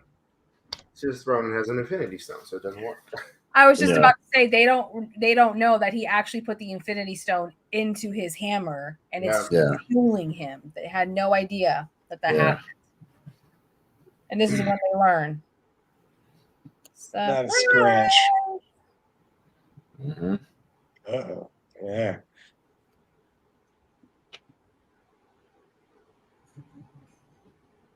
Oof. I feel like this happens to lots of Drax.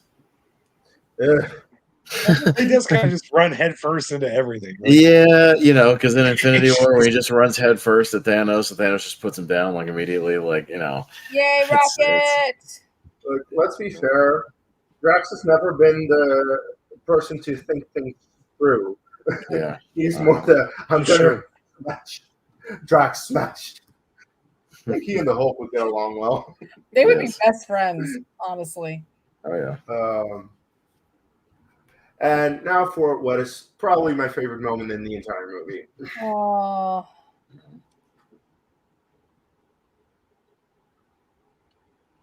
Gamora is strong, dragging him. My gosh. Yeah, Gamora's a strong girl.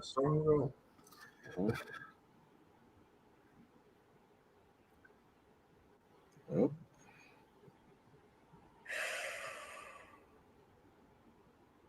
There it comes. Let's stretch out. Oh man. Uh-huh.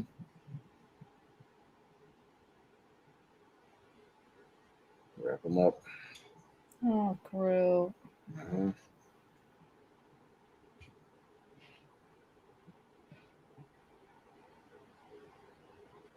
I just really love how it's all well thought out. Like just these moments that are so beautiful, like with him releasing the lights and then this. Just those rare moments. Well, that's what I liked about early MCU stuff that I just don't think they've been able to recapture in the last couple of years is having like the action, but having these little character moments in between everything, and just slowing down for a minute, having the humor when you need to have the humor, but also having some serious moments when you need to have the serious moments and sticking with the serious moments. This movie has real heart. Like, this is that's what I mean. Real, I don't feel that in Quantumania and the Marvels and Eternal. I just don't feel any of that shit in those movies. They just don't, and I feel like they've lost something since because it's also because this is Gunn, but even in the other movies, it's the Marcus and McFeely guys, who basically left after Endgame as well, and I just feel like they're lacking like those moments and some of that heart. I just don't feel a connection to any of them in the last phase and a half. Just don't.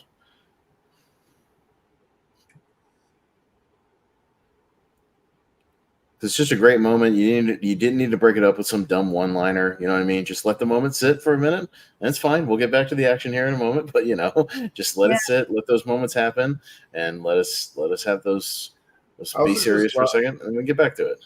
I also just love that one of the most emotional moments in the entire MCU is two CGI characters interacting with each other, and one character just says the words, "We are Groot."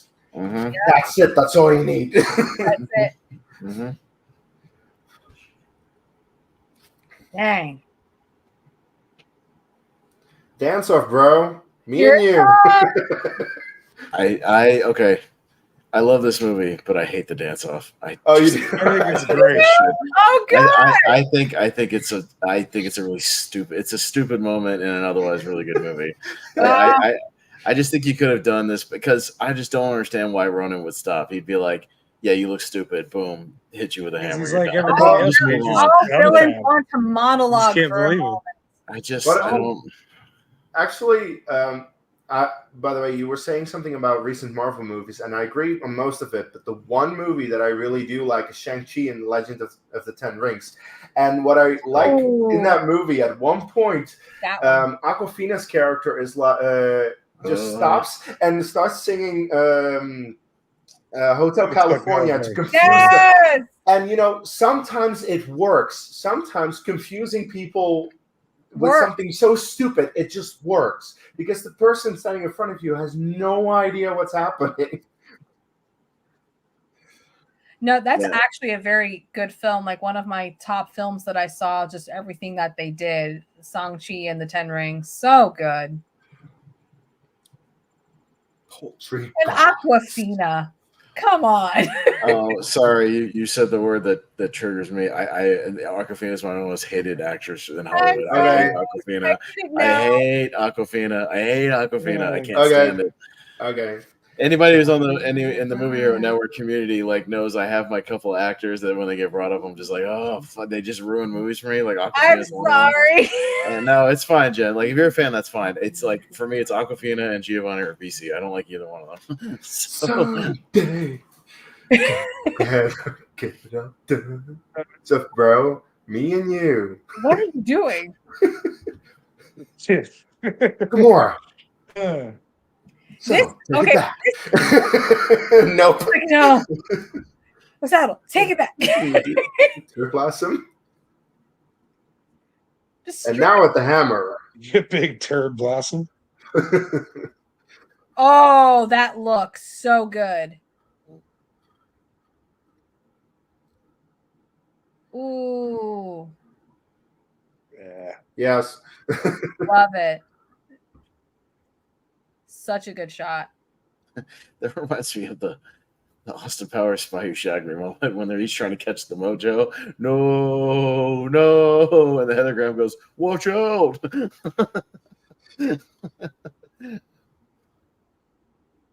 Ow. Obviously it hurts. Wow. Oh, there's one great moment in the second movie, in the climax, when at one point Mantis gets hit by something, and Drax very tardy says, like, Mantis, look out! It's so stupid.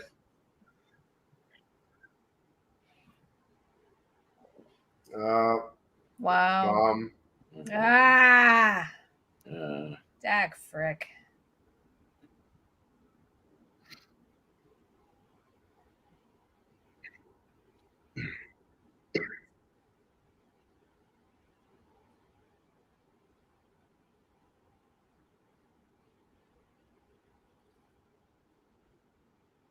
The foreshadowing of ego. mm-hmm. Yeah. Like, this definitely was planned, that Peter would then get to his father in the next movie. Yeah, definitely. And this was alluded to in the collector scene when he said people tried to share the power one time. His little hand. Mm-hmm. His little hand just grabbing the finger. His little rocket hand. I want to see There Groot we with an go. Infinity Stone, man. Woo! Fantastic Four. No, I'm kidding. Get yourself pissed. The Guardians of the Galaxy. Yes. Mm-hmm.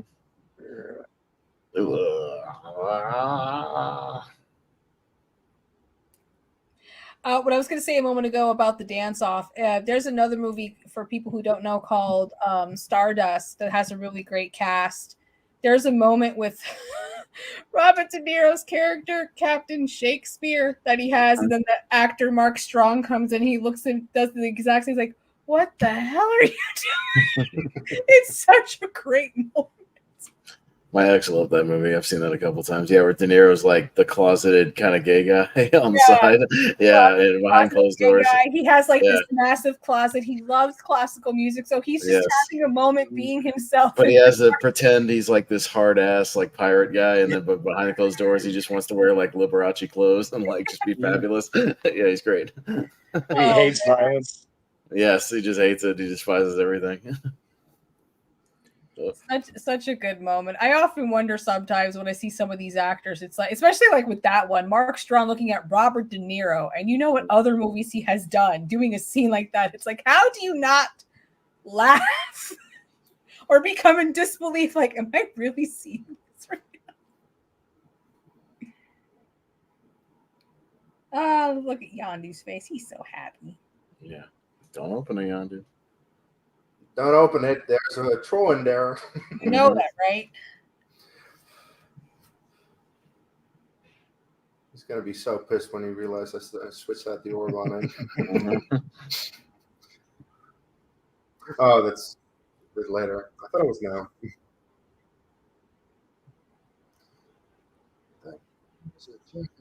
Oh man. Yeah, jackass. Yep. There you go.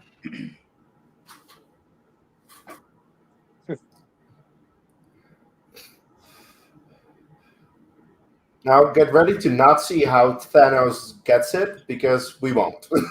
Yeah, it's never explained. The next time we see the stone, he already has it. It's only it's alluded in one line of dialogue that he ravaged Nova getting it or something like that. So they drop one line in Infinity War saying he's already like went to Nova and like tore up Nova getting that stone, because they give it to the Nova Corps. So we just don't see it directly. But I'm assuming he went to that vault and yanked that or his henchman or whatever. Yeah, went to that vault and yanked it out of that vault. So got it. Okay. This is also a great moment where he just pets Rocket, and Rocket is calm. He's okay. Wow. Yeah.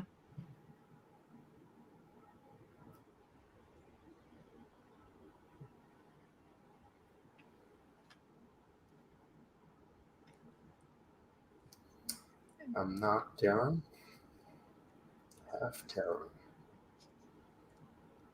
Your father is a Celestial named Ego, played by Kurt Russell. Watch the second movie. Something very ancient. Yeah, it's there's a line drop. Yeah, I'm trying to find the exact line, but the Thanos quote: "He decimated the planet Xandar and retrieved it from the Nova Corps." Took it Yep. from the Yeah, they So quickly explain it. yeah, because he has it at the beginning. He has it at the beginning of Infinity War. So yeah, That's the thing. Otherwise, Infinity War would take even longer to have that in there as well. yeah, because they would. Well, and that's where we probably would have gotten John C. Reilly pop back up had they actually filmed something like that. Yeah. And we might have seen him get killed or something. Or him or Glenn Close get killed. Because all the characters that we see in this movie on Xandar are probably dead. Yeah. Mm-hmm.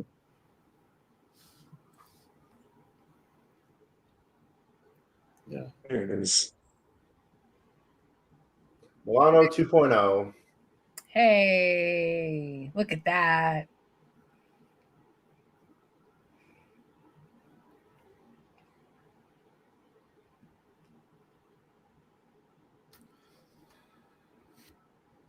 They're supposed to have. So the rumor is that they did film a sequence of him getting it from Xandar, and they might be saving it for the Nova story or something, some Nova thing. Okay. So we might eventually see that footage at some point. Okay. Maybe. But they filmed something. That's cool. Yeah. That's just that already the combined runtime of Endgame and Infinity War is That's what I 5.5 mean. hours. Right. If you're going to make that even longer, then it's going to be difficult to really sell the movie. Yeah. The questions this guy's getting. Like, what if I remove his spine? What if the worst crimes of all? Also illegal. He's like, so.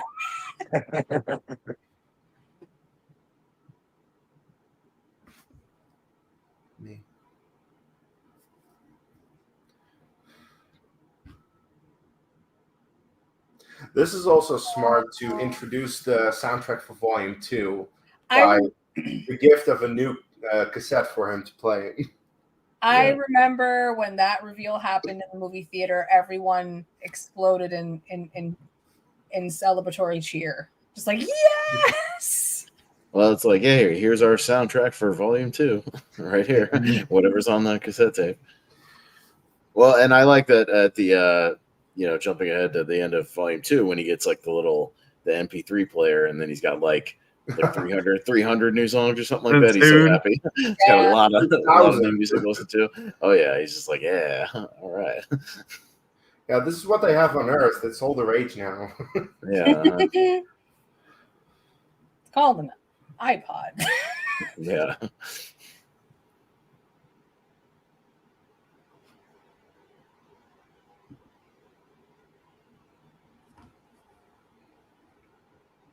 Yeah, these scenes remind you that the movie also does have some heart.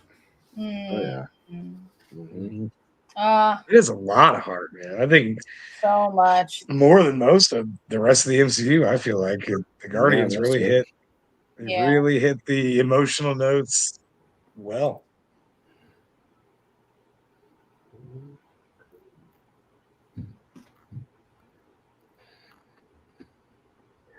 The editing also is like when she sings, she shows up. When he sings, he shows up. Well edited together. Oh, Yondu, don't open it. Or put the little troll in your console. You like it. Mm-hmm. It's his consolation prize. Exactly. Ta-da! Yep, there goes into the vault. Well, and the theories on the Reddit page I saw people throwing out are that Thanos probably didn't have too hard of a time, especially if he had the Chitauri army with him. This is true, yeah. And plus, a lot of their best soldiers died fighting Ronin here. That blockade got destroyed pretty good, so that took out a lot of their pilots and a lot of their defenses and stuff. So he probably wouldn't have had a terribly hard time breaking into the vault and getting it. Yeah, because depending on the time frame of when he goes to get it, we can assume that it wasn't enough time for them to rebuild. To really rebuild everything and recover. Yeah, and have a good fighting chance, even though the result would have been the same. Yeah. Hit it both. Look at baby Groot! Star-Lord. Bit of both. Bit of both. Bit of both. Mm-hmm.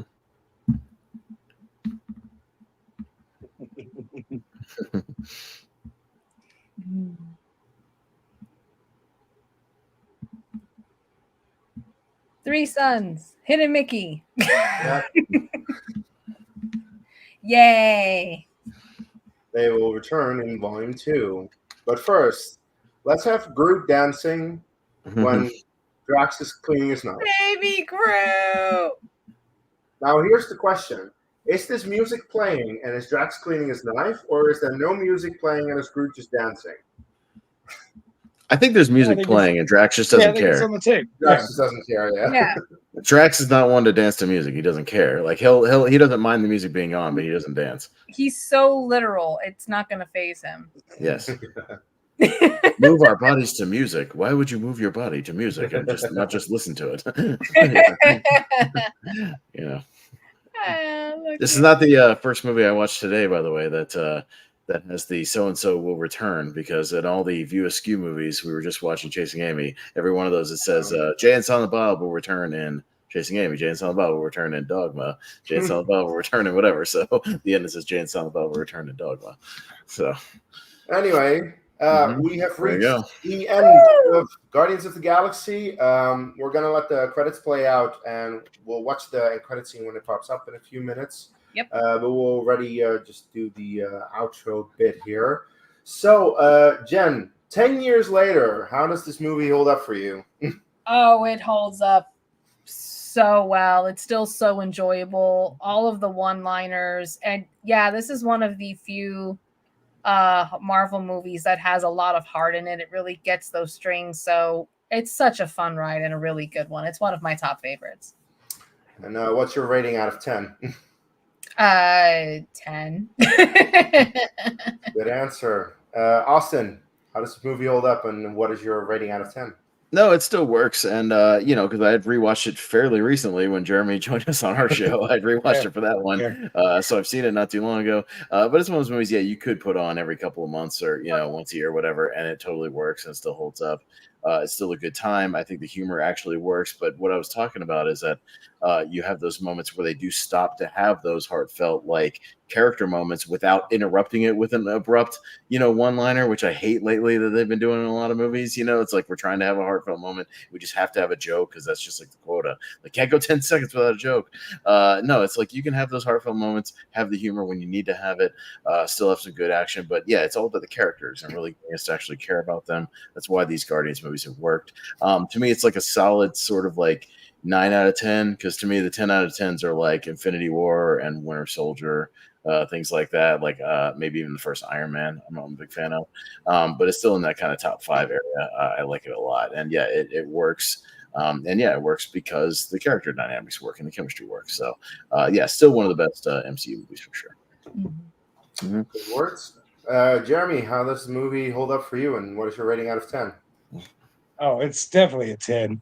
I mean, the MCU is great, but this marks the kind of the prologue for the Infinity Saga. We saw the Tesseract in the ether before, and people kind of hinted that some things were stones, some things were liquids, but this one's here's what they are. Here's what they do. Here's the guy who wants it. And also, look at this awesome story and adventure we get with a bunch of dipshits, criminals that they can't do anything right, but then when they get together, they save everybody. It's such a great story. And then also you get the most viral thing from the MCU up until Deadpool and Wolverine, which is Dancing Baby Groot at the end of the movie. And, I mean, I've got one in my living room right over there. I was going to say, didn't they put out the ones, that where you push the button and he would start dancing in the He's sitting in the living room right now. Sure is. No, it's great. This is a great time. Mm-hmm. Cool. Yeah, for me, I watch this movie whenever I just feel like watching a fun movie. It is so much fun and has an iconic soundtrack. And I mean, people describe this as the Star Wars of the MCU, and I kind of agree. So that's why it's kind of right up my alley, because it's a space adventure in a similar vein as Star Wars. And James Gunn has admitted as much that Star Wars was probably the biggest inspiration for making this movie. And I think James Gunn is also just a very good director for these type of movies because you can see that with the other movies that he did as well, and with the Suicide Squad, he just has a good feel for fun comic book movies, and that's just what I like. That's why I really adore this movie, and it's also a 10 out of 10 for me. There's not much in this movie that I would cut out. I have no issue with the dance off at the end at all, unlike some other people.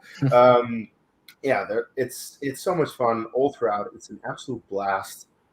So now I just want to ask to the people who might be watching this right now or on the replay, what are your thoughts on Guardians of the Galaxy? Does it still hold up for you 10 years on, or do you maybe have some issues? Please let us know in the comments below. And I really hope that by this time the end credit scene will be here already. I hear that the music is wrapping up. The end credit We're scene almost there, because when you start to get to the actual music credits, like that's when you know you're always near the end of actual credits. Yeah. When you get to the soundtrack and the composers, things like that, you're near the end. It's not much longer. You got about 3 minutes, not too long. This is redemption for that awful 80s Howard the Duck movie. Yeah. I don't know. I still think I need a new Howard the Duck show, or I need more. There hasn't been enough to take the blame off of the 80s version. It's still so bad. We haven't had enough good Howard to fix the bad Howard. We need more. Yeah. Give us more Howard. Oh, here it comes. That's coming. Yeah, it is wrapping up. I see the logos of the studios and the thing. Special thanks to Yep. No raccoons or tree creatures were harmed during the making of this film. Thank you for reminding us of that. Exactly. Yes, Marvel, we are aware that the tree and the raccoon are completely CG. Some people, they're like, how dare they? Yeah, exactly. Right. All right, there we go. 14. Woo! The collector's office, or what's left of it. Cosmo's it's okay, buddy. It's all right. Cosmo's a good dog.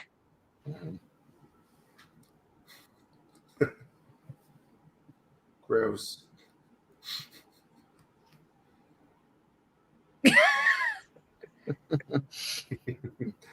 Howard the Duck.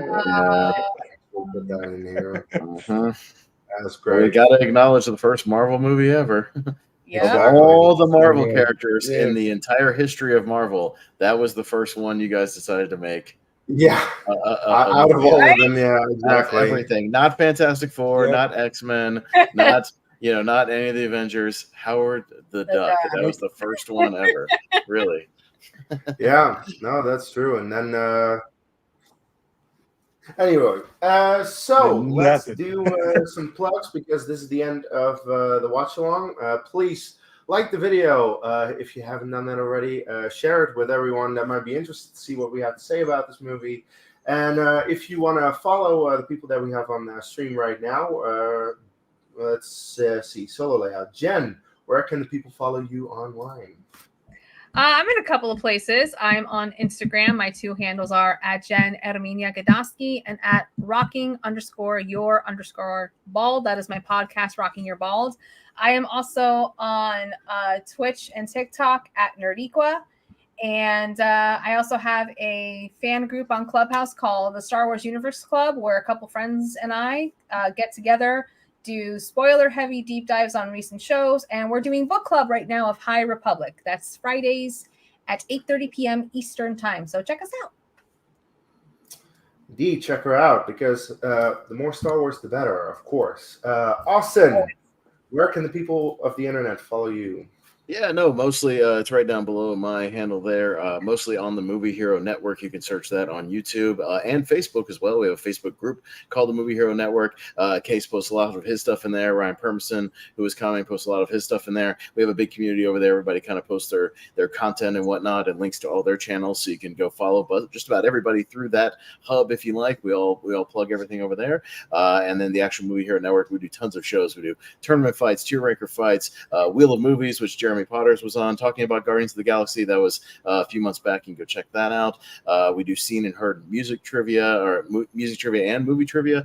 So we have all kinds of stuff going on over there. So come check us out. We'd love to earn your subscription over there. And yeah, that's mostly what it is. I'm on all the different shows too, but I'll link them all in the Movie Hero Network group, so you can just mostly follow us over there. I appreciate it. Thanks, guys. Exactly. And by the way, links to their social media are also in the description of this video. Jeremy, where can people follow you if they want to follow you? I don't have as much as everybody else. You can find me on Facebook. My letterbox handle is right there, jpotter66, if you want to follow that. Usually try to have a little fun. I don't get too pretentious with my reviews because I'm not really a critic. But otherwise, you can find me playing a lot of movie trivia at Multiplex, Why We Love Horror, JPO's channel, the Pierce Code. So it's kind of my thing. But thanks for having me. This is a blast. Mm-hmm. All right, cool. Well, and as most people will know by now, I am the Dutch Star Wars guy. You're watching this on my channel. You can follow me on Letterboxd as well, Case247, Case spelled this way, or on Twitter at DutchSW And after the Acolyte, I will say I've had a little bit of an issue with creating content as much, at least this some content. But I am working on some stuff. Look out for that in the near future. So with that said, until my next video, may the Force be with you.